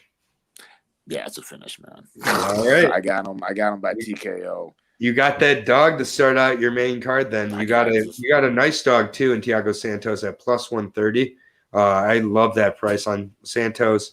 Minus 160 for Rakic. I don't mind either. I think whichever side you're on, you can work with that price for sure. But it's nice in a close fight to have the dog, and you got the plus 130 dog here. I think that Santos has a lot of tools here. For sure that, and if he's adjusted that wrestling game, Rakic isn't the best grappler in the world at all. And I think he did take quite a few shots against Anthony Smith, which if he takes those against Santos, I think Santos could put him away. So I think that's really fair points there. And we are going to move on one away from the triple title finish here. We got Islam Makhachev versus Drew Dober. This is at 155. Really, really good fight. I really like both of these guys. Islam Makhachev, everybody kind of knows at this point. Khabib's boy, 18-1. Good wrestler. Getting a ton of hype on his wrestling from DC and Khabib right now and everybody else. And it is showing in the price for sure. But Islam, you know, he's looked pretty good. One criticism you definitely could have is the finishing ability isn't always there. He took Davi Ramos to a decision in his last fight, and Davi Ramos is pretty slow at this point, and a guy who was pretty right for the finish. I was a little disappointed in him not getting the decision, and him getting that decision there. You know, he was a minus 400 favorite against him there, so like that's a fight where it's like you're supposed to go in there and kind of blow the doors off. He didn't, in my opinion. Arman Sarukian was another fight. Sarukian took the fight on 5 days' notice and fought him really close to a decision in that fight. You know, so again, you know, like Islam has a ton of hype behind him, but you know, Dabber is no slouch. Dabber is a really good Muay Thai fighter with decent takedown defense. However, in his last fight, it disappeared for some reason. He got taken down 3 times by Alexander Hernandez. And that is a huge concern of mine in this fight. I don't think that he can keep this on the feet.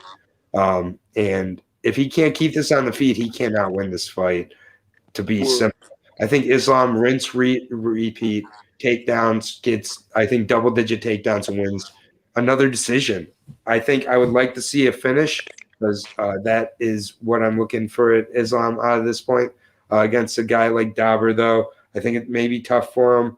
Dabber does get finished by submission, though, in several of his losses, including in the UFC.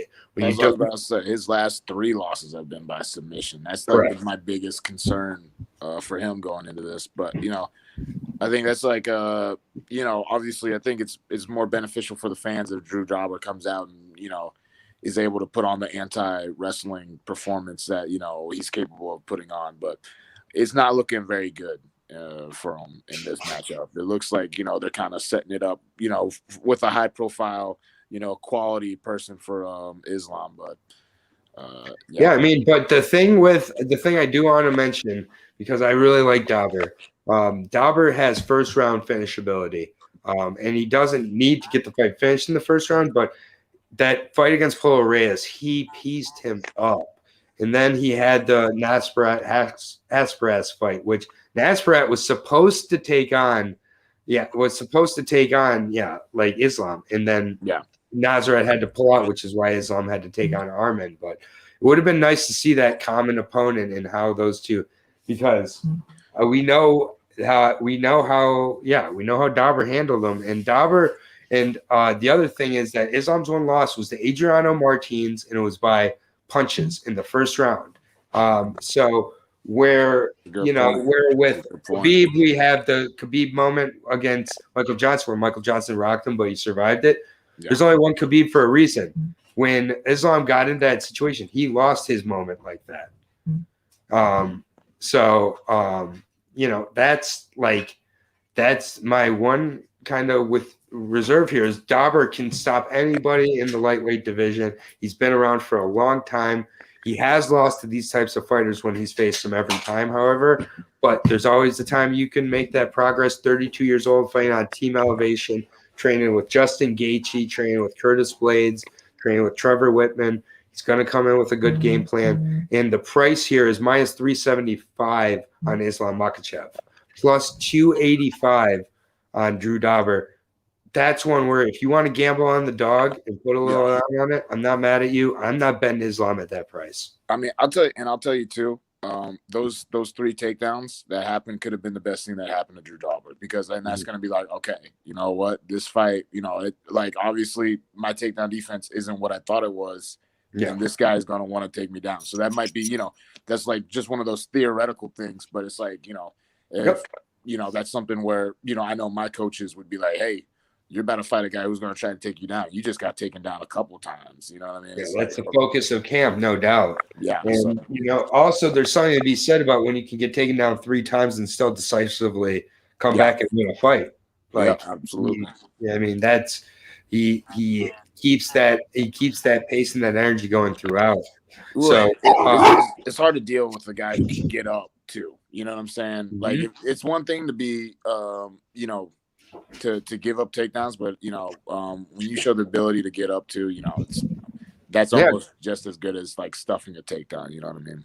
Yeah, exactly. So, I mean, I just think this fight's a lot closer than the odds indicate. This is not at all one of my, fights that I think you can really hammer in, with a minus 375 price tag. It's got it inflated because he's attached to Khabib. It always will be. So you're not going to get great prices on Islam. You're not going to get great prices on Umar Nurmagomedov the next time he fights. These guys, Umar Nurmagomedov was a minus 500 in his UFC debut. It's probably going to be higher in his next fight. It's just, of course, it is what it is with these guys. But I mean, everyone's just expecting these Dagestanians to come in, grab people, take them down, and choke them out. And until they do, they're the best thing in sliced bread. And then once they get beat once, they become Magomed Bibliotov, apparently. So then, you don't get credit when you beat them. They become, just trash. But once it's just the trend we're in right now. It's a good fight. I think that it's a close fight. The odds are a little bit out of line, in my opinion. And now we have made it. Let's go to the championship fights. 1 hour and 35 minutes in. I had to grab my phone charger. I saw the movement, man. The dedication out of Bryan here, man. He is a battler, man. I so appreciate you doing this. And now I'm having a lot of fun, man. Dude, this is great. I always have a great time with you, man. And it's like I'm just, I'm looking forward to seeing what's next. I can't wait to be breaking down your fight on one of these cards, man. Because it does not get old to do. Peter Yan, Aljamain Sterling. We've got the 135 title fight here. And this is the one we want. No one's saying, "Oh, I wish this guy was in here. I wish this guy was in here." We have Yan. We got Sterling. These two have been circling each other. This is an extremely close fight. I just don't know what to even think. 19-3, 15-1. Peter Yan, I like to refer to him as like mini Fedor, man. He fights at his hand speed, his hand power, his ability to keep the fight on its feet. They are all so smooth and so quick and everything like that. And it's just like, and what up, Jacqueline? Thank you for joining us. You joined at the right time. Yeah, you are at the right time. We're getting ready for a triple title. She's got Sterling to lose in this one. So, does this mean you're a Sterling hater, or what exactly does this mean? Because you didn't say that you got Yan to win, but man, Sterling, since that knee KO again. Oh, hi, Bunny. Sorry, I did not know that you're using your Christian name on here. What's up, Boston Comments on Insta? Go ahead and follow her. She's a fantastic follow. And I did not. I thought we just had some random. And I just looked at my message and she said she was getting ready to join the chat. So I should have probably put two and two together that some random Jacqueline wasn't just joining. But a boy can dream. But welcome, Bunny. Thank you for joining us. Shout out to Boston Comments. I saw her for the first time on Coffee and KO's show earlier this week on their preview, but yeah, she kills it. Like, she is a legit analyst. So yeah, fucking Bunny in the house, stays humble. But yeah, definitely Aljamain has looked really, really good since that knee KO against Marlon Moraes, which was in a minute. I mean, it was a body kick that Aljamain just ducked into the knee and put himself out. And it's like anybody who did that could happen to. And, it's just like, it's just one of these things. Since then, he has looked like a totally different guy. And appreciate it. You got to go back and hear the first hour and a half of this shit too, Bunny. It is fire. Maybe save it for tomorrow. But I'm telling you, this shit's been fire with Bryan, and you're gonna get to know Bryan much better because he's gonna be in the UFC very soon himself. That's right. So, definitely put your money on Pooh Bear.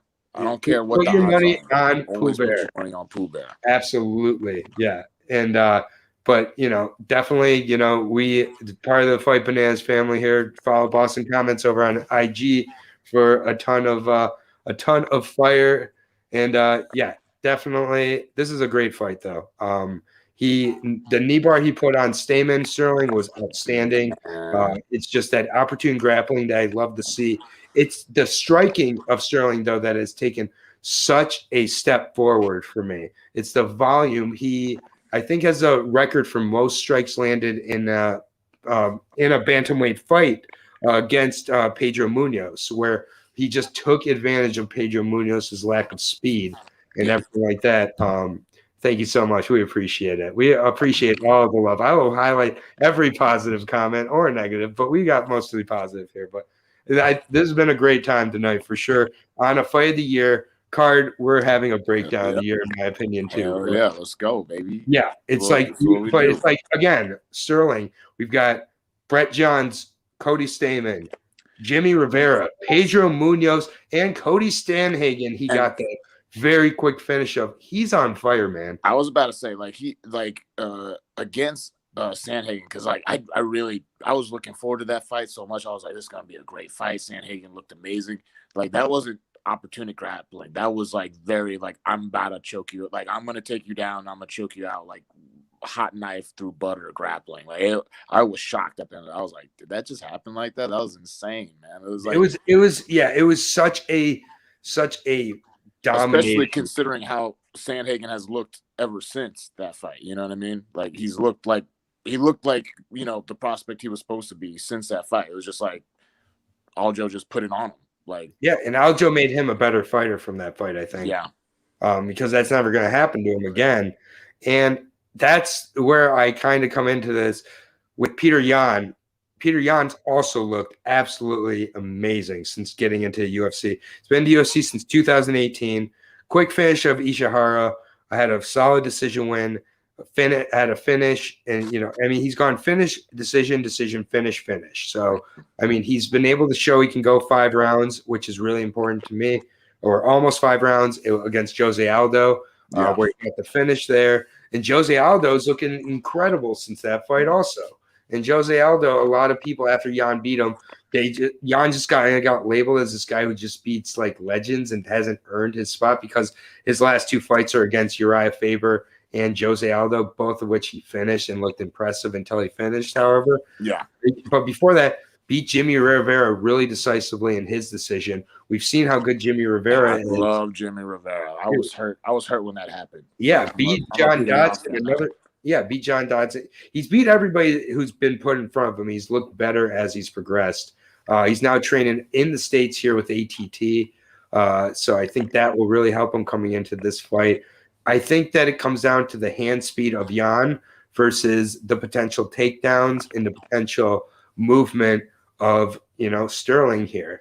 And if Sterling can keep the type of volume he's had going against Yan, I'll be shocked, because I think it's one of these fights where I think Yan can hit Sterling with 3-for-1, 2-for-1 in these exchanges, and Sterling will look to shoot. Sterling only has 37% takedown, actually. So that's really surprising. I thought I just had a feeling that he was like at a higher level takedown guy. He's tenacious. He keeps with it, but it's a reason why early in Sterling's career, and Aldo is absolutely an OG, and he's a current G, man. Aldo is he's a gangster currently. Like, he's just like what he did to Cheeto Vera broke my heart, man, because I'm a Cheeto supporter, and he just showed Cheeto not yet. Period. Like, the UFC was looking to get rid of him too. I think the UFC was like looking. Yeah, they're looking to ship him to Bellator.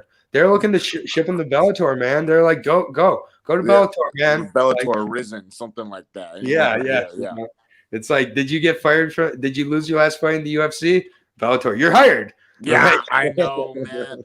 But side note, and I know we can't go on a tangent on this, but that Bellator, whatever. It's 145 in anyways. Go. That light heavyweight Grand Prix is looking so saucy, man. You see Yoel Romero, baby. I think we're gonna have to do a breakdown with Bunny and Pooh Bear, where we do a little light heavyweight Grand Prix breakdown. You down? I'm 100% down, man. Bunny, are you down to defend your Bunny tour? Let's go, Bunny. Yeah, come on, Bunny tour. But yeah, we'll definitely get that. We'll get a preview done of that very soon, where we just go over all 8 of the light heavyweights in the Grand Prix and do our little previews. We'll pick our favorites. So I was about to reveal it, but I'll wait till that show with Bunny and the Pooh Bear. Bunny, Pooh Bear, and the dog. We'll just have all the animals in there. Let's Yes, go. sir. But yeah, Aldo. Yeah. Anyways, like we're gonna focus now here on this fight. I know we're so close. We're so close. Bunny's in, and I do want that smoke. I want all that smoke. I am not afraid. Never scared. Give me all the smoke. But I got Peter Yan here. I think that it's going to be the hand speed, the movement, and the takedown defense. And with Sterling, he's on a roll here. I just think that I would have liked to see a little more of him against Sandhagen, actually. Yeah. As great as it was to see that kind of finish, it is no different than a flash knockout, what he got. He got a flash submission. Yeah. And you can't assume that's going to happen in every fight. And when it doesn't, then really what happens? And I just think that Sterling is the type of guy who gets close so many times and then finds a way to slip up. And it's like he has a loss early on to, Caraway. He has a loss to Rafael Assunção. He has a few losses in positions where, and I just think in this fight, Peter Yan is going to be the best guy he's faced in a line of 5 really good guys. Yeah. And so, yeah, I definitely, and it's like, yeah, everybody is capable of a fancy sub or KO. And then what happened to Buckley afterwards is exactly a great point. Buckley got whooped, and he even struggled against the Beverly Hills Ninja before the fight where he lost. Buckley did as well. So with I Sterling, was never impressed with Buckley. I was never really like that. Was kind of one of those things where I felt like he was on his way out the door before. Bro, I would love to see that be your UFC debut.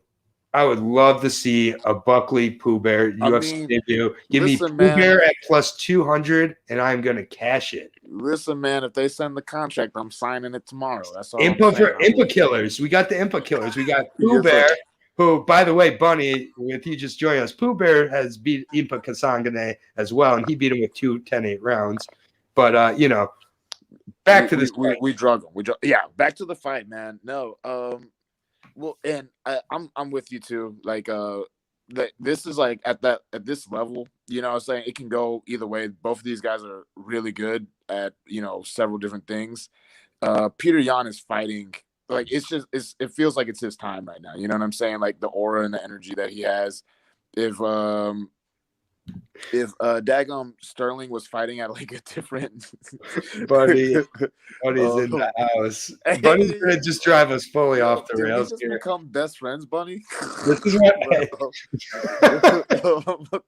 But I think she had a nickel for every time she heard that. I bet I believe it. But like I think if Sterling was fighting a guy who was kind of like a transient champ, like but he's not. He's fighting a Peter Yan who is has been a stud his entire career. The only guy he lost to also has one loss, and that one loss is to him. You know what I'm saying? Like that's the kind of person you're dealing with in Peter Yan. So yeah, Magomedov, it would be insane. Yeah, like that. Like if he got into the UFC too. So he's no joke. Trilogy fight between those two. Who's here we go. Let me just get out of the way of the new best friends here. I'll just go ahead. Damn.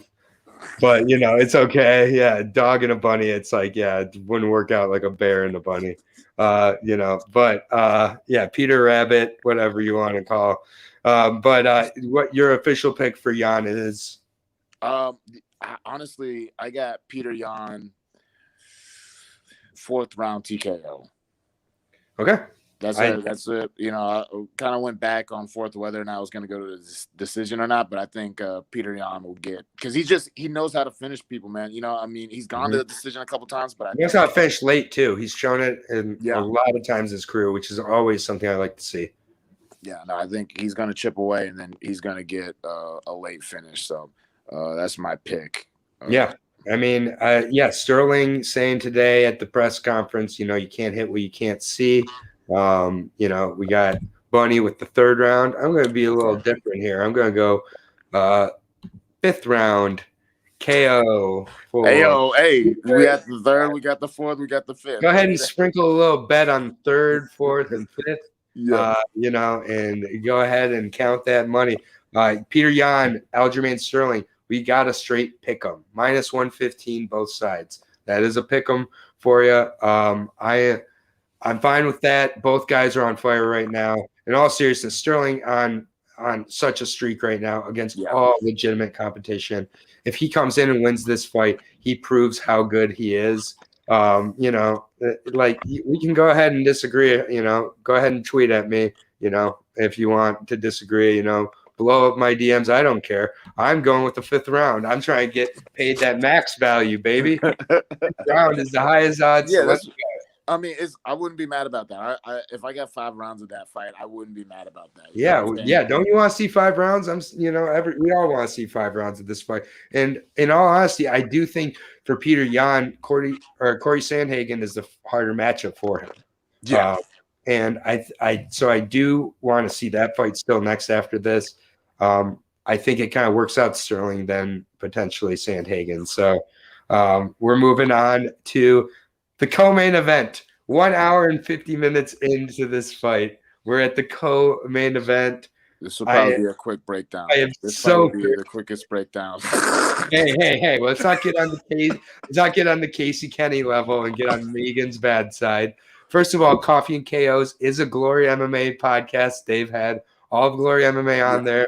So all respect to Glory MMA, James Krantz, Megan Anderson. And absolutely. Less disrespect to Megan Anderson, more of a shout out to Simon. Man, Pete Price, a little bit of extra berry. We know this next fight won't make it past 1 round. So yes, we want to. Oh, damn. Well, no matter what, after the fight, we got the Coffee and KOs recap show with myself and the Coffee and KOs boys on Fight Bananas. So, hey, if we get a couple quick finishes, maybe we get on a little bit earlier than like the 2 a.m. time, but I'm okay. I'm down whenever it happens. So, hey, I'm just saying, have your energy drink ready to go. Yeah, always, man. Always. I'll just make sure, pack the sativa for that one. There you go. Make sure you got to keep the sativa in the green can, the indica in the purple. I switched this up earlier this week, and I was up at 2 a.m., and I kept packing. I'm like, man, what happened? I switched them up. That's what I'm saying. When you got to be up at 2 a.m, that is the most critical thing you can't mix up. Your sativa. I know, man. I just it was irresponsible, but here we go. Yeah, Nunes. Meg is 6 feet, but I don't think. Yeah, Megan's 6 feet. However, today at the weigh-in or the face-off, I know that you probably saw the picture of Megan with Amanda. Megan was wearing 6-inch heels on top of being 6 foot. So like she was wearing those big boots with like the big heel. I didn't measure, but I mean, it was like, yeah, it looked wow. And she's humble. Bunny, I'm going to have to put you on. You're going to have to calm down for a minute. I am the energy drink. Which energy drink? There's a lot of energy drinks. I'm going to be nice. I'll say Rockstar here for Bunny. I'm going to keep it civil here. We both have Nunes here. And I don't think that's a secret. I personally think that Nunes looks to kind of maybe play it a little bit safe in round 1, just to avoid the most dangerous aspects of Megan's game and dangerous spot in Megan's game, which is round 1. After round 1, Amanda starts with the takedowns, I think. Ground and pound, round 2 victory for me is going to be the case.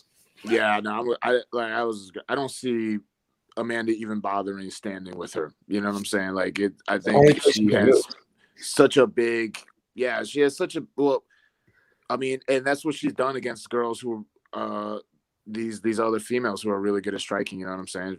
She takes them down. She's a black belt.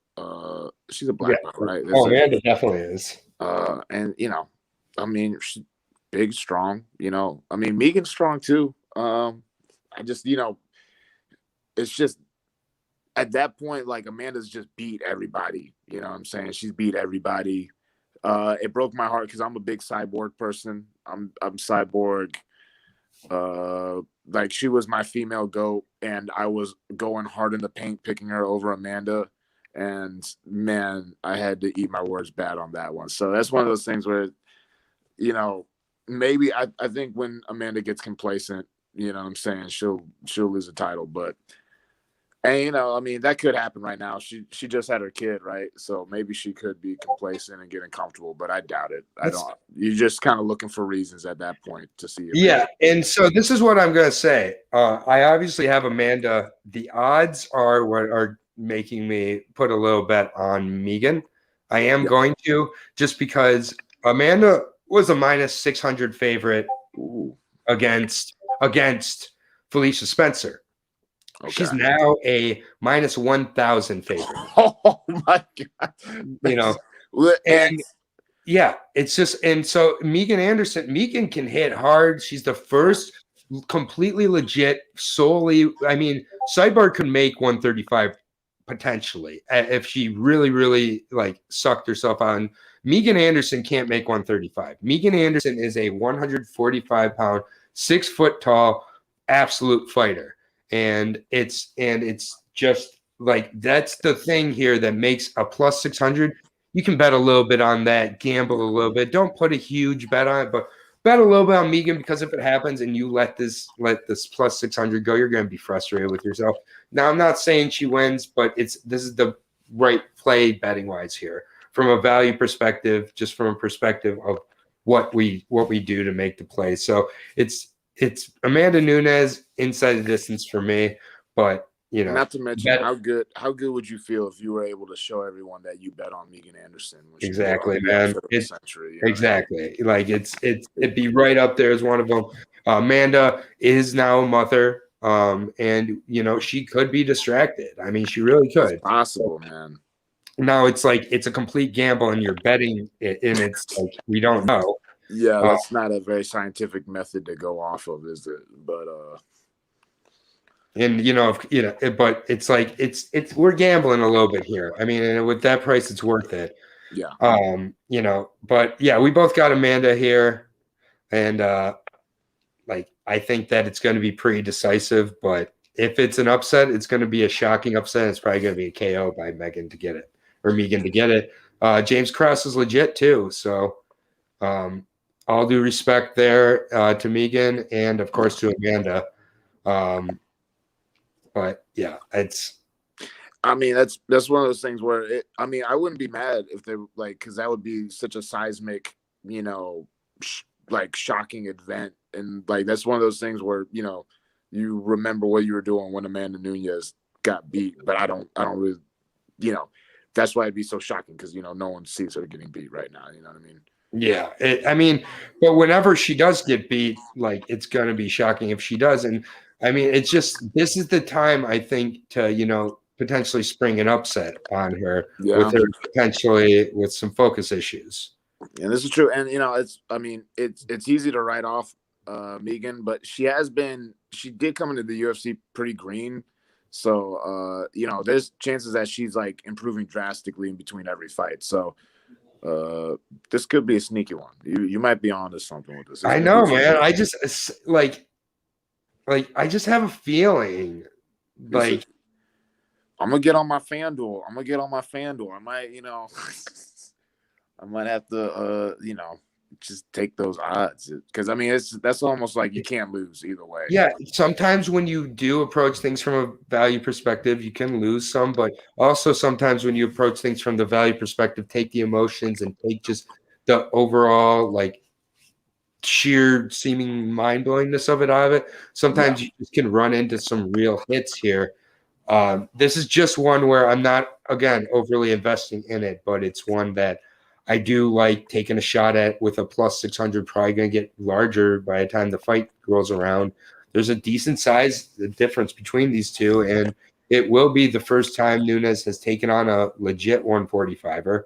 Now, Cyborg's probably better at 145 than Megan, but still, this is why we're gambling, man. Well, and Megan has the chance to learn from Cyborg's mistake. It's you might be at 45, but Amanda can still put your lights out if you're not, striking at range. Yeah, Megan's not going down to 135, coming back up to 145, going back down, coming back up. Yeah. Again, weight classes are weight classes for a reason. In my opinion, it's one of the things that let's go ahead and just segue to the main event here between at light heavyweight for the light heavyweight title. Israel Adesanya, the middleweight champion, moving up in weight. or is he? Because Yeah. interviews right. this week, and he's talking about how he's at 193 potentially coming into this fight, and that is extremely concerning for me coming up against a guy like Jan. Now, this could be mind games. This could just be little media, like we can't really know. I'm looking at him. He looks thick as a Snickers to me, and definitely looks like he's put on some weight. So I don't really believe he's coming in at 193. If he weighs at 190, his team says he walks around as a light heavyweight. So that's why when he said he was 190, 195, 193, I was like, I think he's trying to play into people's perceptions here. Yeah. And when they stood across from each other today at the press conference, he was significantly taller, has a significant reach advantage. He's going to have a significant speed advantage, going to have a significant technique advantage. He's got the it factor, man. I really, for a lot of this week and watching a lot of tape, I love John. I love Jan. I love Jan. However, Blachowicz, I love him. I really do. I love the story. I love him being 2-4 in the UFC at one point and coming back and really putting together a string of wins. 8 of his last 9 wins, he's been an underdog, which is insane to me. Yeah. Like that is a cash cow to the highest degree, man. Mm-hmm. Like he is continually counted out and he wins these fights over and over again. Jesus, welcome. Alec is a good friend of ours. We're glad you can be here. You can go ahead after this is done and check out this full breakdown. 2 hours on these 15 fights. This is Bryan Battle I'm here with as well. I know. This breakdown's lasting as long as the fight card's going to last. Yo, yeah. I mean, but this is all good information. We got a little distracted at the end, but hey, this is Aaron the Dog's Fight Bananas breakdown show. And we're going to go off the rails once in a while. Blame Bunny. But yeah, Bunny. It is. All right. We don't want to get Bunny started again. So. Yeah. She is the energy. But she really, Jesus, I agree with you, man. It's a great story for Jan. Not necessarily a strong champ.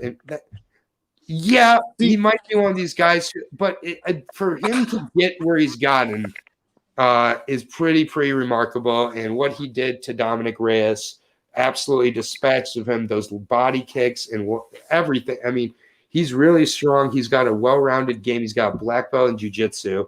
And Adesanya doesn't have that. Mm-hmm. Yeah, it seems like you can put him up against the cage.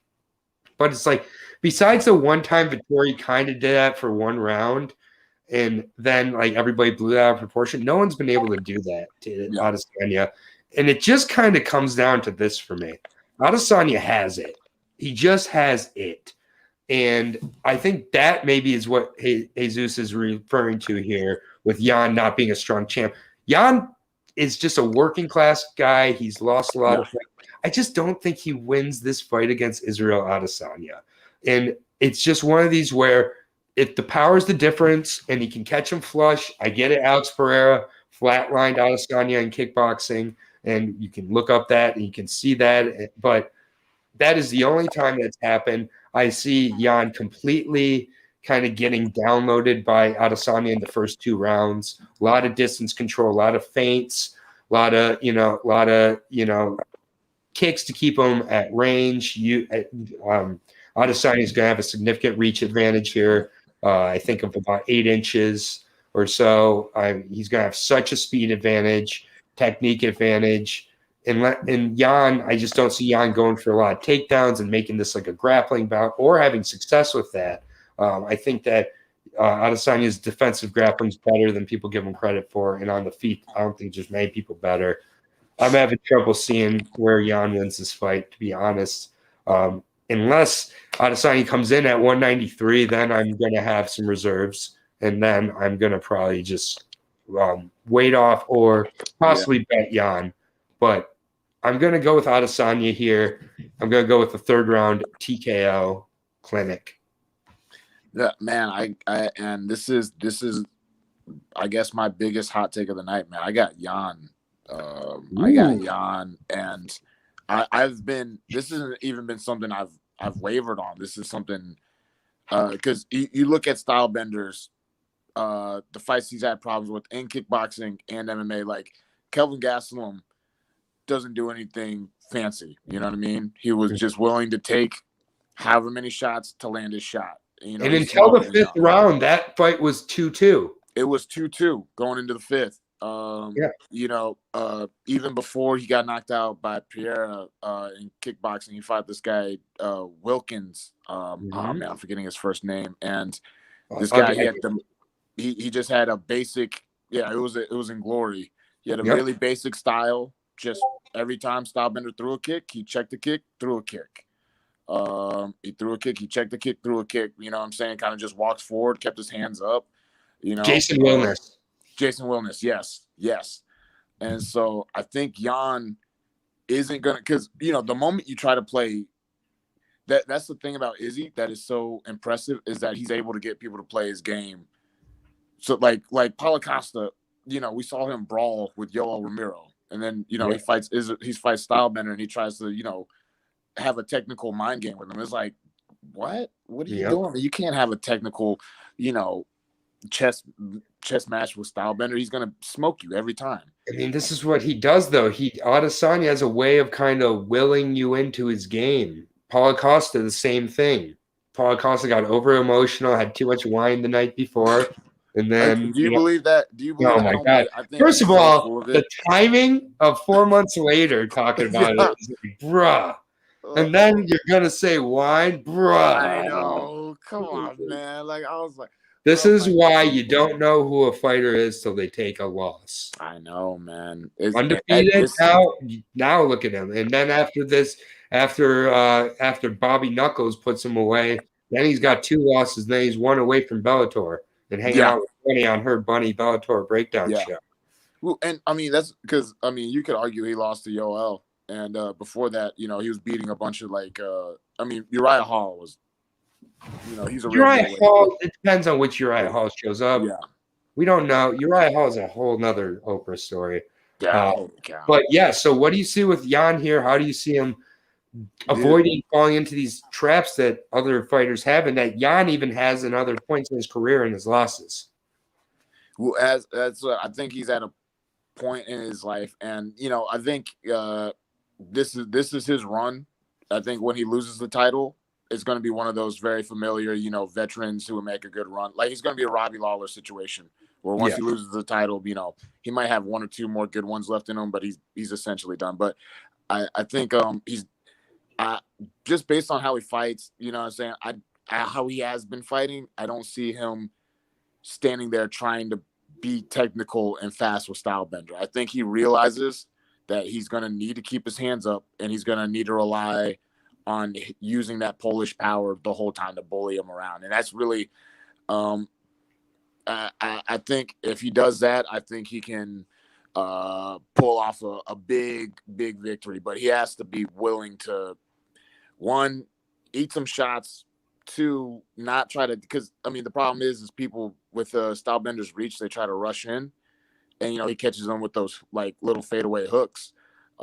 If he comes in and doesn't rush in, he comes in calmly and throws big combinations, Stylebender could be in trouble. You know what I mean? And there's one of the things you see with people with fighters like Stylebender, that thing where, you get too close to the sun and you finally get burnt. Yan might be the sun. He might be getting a little too close to the sun, but Okay, so this is one that I want to talk about Jesus for a second here. Because, yes, they both have moved up from middleweight. But when Santos moved up from middleweight to light heavyweight, he turned into a different monster, man. He became a horse, and he got that in the 3rd round. Like, I don't think that Adesanya hits nearly as hard as Santos does, especially in 2019 before the knee injury. It's like, at the end of the day, Yan has won 8 of 9 here. His only loss coming to Santos, and he's beat some really good guys, especially the last 2, the finishes of Corey Anderson, finish of Dominic Reyes, really impressive. I think for Yan to win, he's got to use a full MMA game plan here, effectively get him down and be able to cause some damage and keep him down. If he can do that and hunt for a possible submission, I like that more. But it's like it would be if he, because Yeah, I guess I haven't really thought about like Stylebender having to get up against someone who's, Yeah, in big. theory bigger than him. Right. Yeah, and the grappling at City Kickboxing, I don't really know who they have working on their grappling or wrestling over there. We know their stand-up is there. We know they got plenty of bodies for that between Ulberg and many others over there.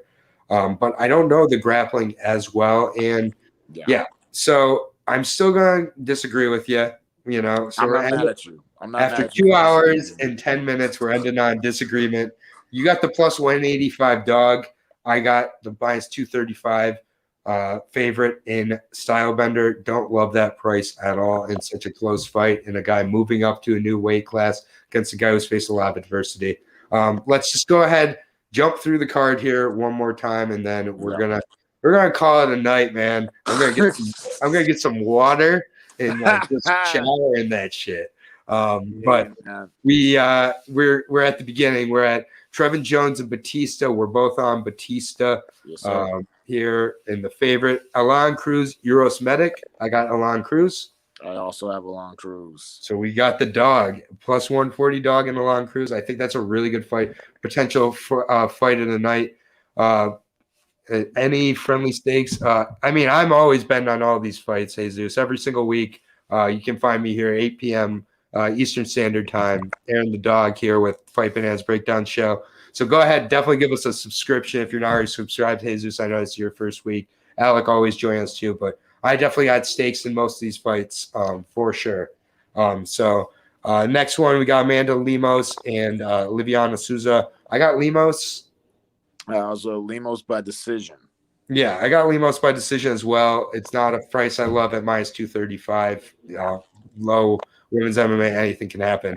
This one, an interesting one, 170. Sean Brady, Jake Matthews. Another fun one. Fun one. And who did you have?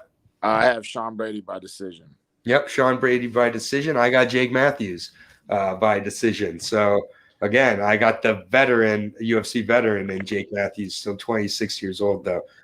Carlos Ulberg versus Kennedy Nchukwu. This is the wildest disagreement of the night. I got Carlos Ulberg by first round KO. Yeah, and I got I'm going with Kennedy by decision. Wild. That is one. If you get right, I'm gonna be blowing you up that night, being like, "Bro." Honestly, if he gets out of the first round, I'll take it as a moral victory. You know what I'm saying? All right. Yeah. I'm worried he might too. Next we got the beginning of the flyweight Grand Prix here. Jordan Espinosa versus Tim Elliott. We're both on Tim Elliott, the veteran. I got a submission win for Tim Elliott. Yep, same submission. Yep. Inside the distance, Tim Elliott. I really like that. And the juice. Next one, Rogerio Bontorin versus Kai Kara France. We're both on Rogerio Bontorin. Yeah. I'm on Bontorin by submission.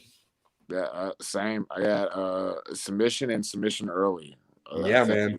So I think a little secret prop parlay I'd advise is a Tim Elliott submission, Bontorin submission. You're getting a plus 500 or more on that parlay for two very live dogs to finish their fights. Next, we got Askar Askarov versus Joseph Benavidez. We're I'm on Askarov. It's Askarov. Salute you, Joey B. Enjoy your podcast with Megan O'Leary. I'm sure it's going to be great. You still got Megan O'Leary, so you're still winning outside the octagon. I was about to say, his life is still better than most people's lives. Yeah, you are winning. You got Megan O'Leary to take care of your wounds when you're in the hospital again. We shouldn't feel too bad for him, yeah. Yeah, Askarov. I'm going to say hopefully a decision. I just hope he goes out very just innocuously with like a decision where he just realizes like, I can't beat these guys at this point. But he doesn't die in there. Next, we got the edge of the prospects, with prospects and Kyler Phillips and Song Yadong. I got Song Yadong to extend the gas tank and win another kind of Song Yadong decision, but I hope for a finish. I got Yadong. I think maybe a late finish. I'm leaning towards a late finish just because of is either a late finish or an early finish for Kyler Phillips. That's what he's going to go. But I'm picking Yadong with the late finish. Okay, yeah, and I just don't. I just think Yadong is kind of fallen into a point where he accepts the decision a little bit, but Yeah, that is easier for me to say than for him. He's only 24 years old, still. this is true. Like he's really, and he hits hard. I mean, if he connects on anybody. So next prelim featured fight: Casey Kenny versus Dominic Cruz. Dominic Cruz plus 105. Period. Dominic Cruz is an underdog against a guy outside the top 15 who doesn't have real finishing ability, in my opinion, and Kenny, who's coming up from 125 still, who has lost to his toughest competition. I think Cruz would rank as that after this fight, too. Cruz has lost the top 3 talent. This is a guy outside the top 15. Cruz plus 105. Take the dog. Yep, winner by decision. Dominic Cruz. Dominic Cruz. Main card, Rakic and Santos. I got Rakic to use kind of the full MMA game plan again here, a decision. I'm looking for Thiago to pull out an upset KO. I don't mind that. That's another good dog. Islam Makhachev, Daber. We both got Islam to be able to do the thing, get the takedowns. But if those takedowns get stuffed early, we are in a whole nother ball game, and I think Drew Daber could get a finish in the first round. No, for sure. For sure. I mean, he's capable of getting any finish. I think Islam gets a submission though. Yeah. I mean, a submission would be a very strong statement for sure. On Daber, who's on fire. Triple titles. We got Jan versus Sterling. We both got Jan. Hand speed, overall movement, well-roundedness to get the win here. I got a 5th round finish. You got a 4th round finish, and Bunny's at the 3rd round finish. Third round finish. Here we go. 3, 4, 5. Let's go. And then so who's gonna be right? The bear, the bunny, or the dog? Only time will tell. Megan Anderson versus Nunes. We're both on Nunes. We're both betting Megan. That's what you should do, in my opinion, man. Bet it's small, but bet it. It's the right thing to do. Betting a minus 1,000 here. Who's coming off becoming a mom and, may be getting a little bit bored with competition at this point.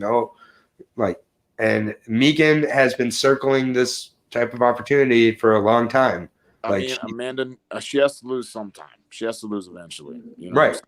And when she's going from a minus 600 to a minus 1,200 by fight night, you got to go with the odds here and just take a little gamble. And then Jan Blachowicz versus Israel Adesanya. I love that we're on separate. I really do like that we're on separate ends of this one, honestly. I do have Israel Adesanya. I just think he is the truth. I don't think Dana White's heart can take if Israel Adesanya loses also, because he's lost all these cash cows lately. He needs this one to stay because they got to keep dangling that John Jones Israel Adesanya fight. And if he loses here, it's all over. I was about to say, man, I really and I'm picking Jan, but I would have zero issue because that's really they announced this fight, and I was like, yo, that's not the fight we wanted, man. No, man, and it's really risky, and it's really risky for Adesanya. Yeah, it really Adesanya really can easily get finished in this fight, very easily. John hits, and when he gets into close range, he's such a better close range striker than Israel. Israel needs space. Israel needs movement.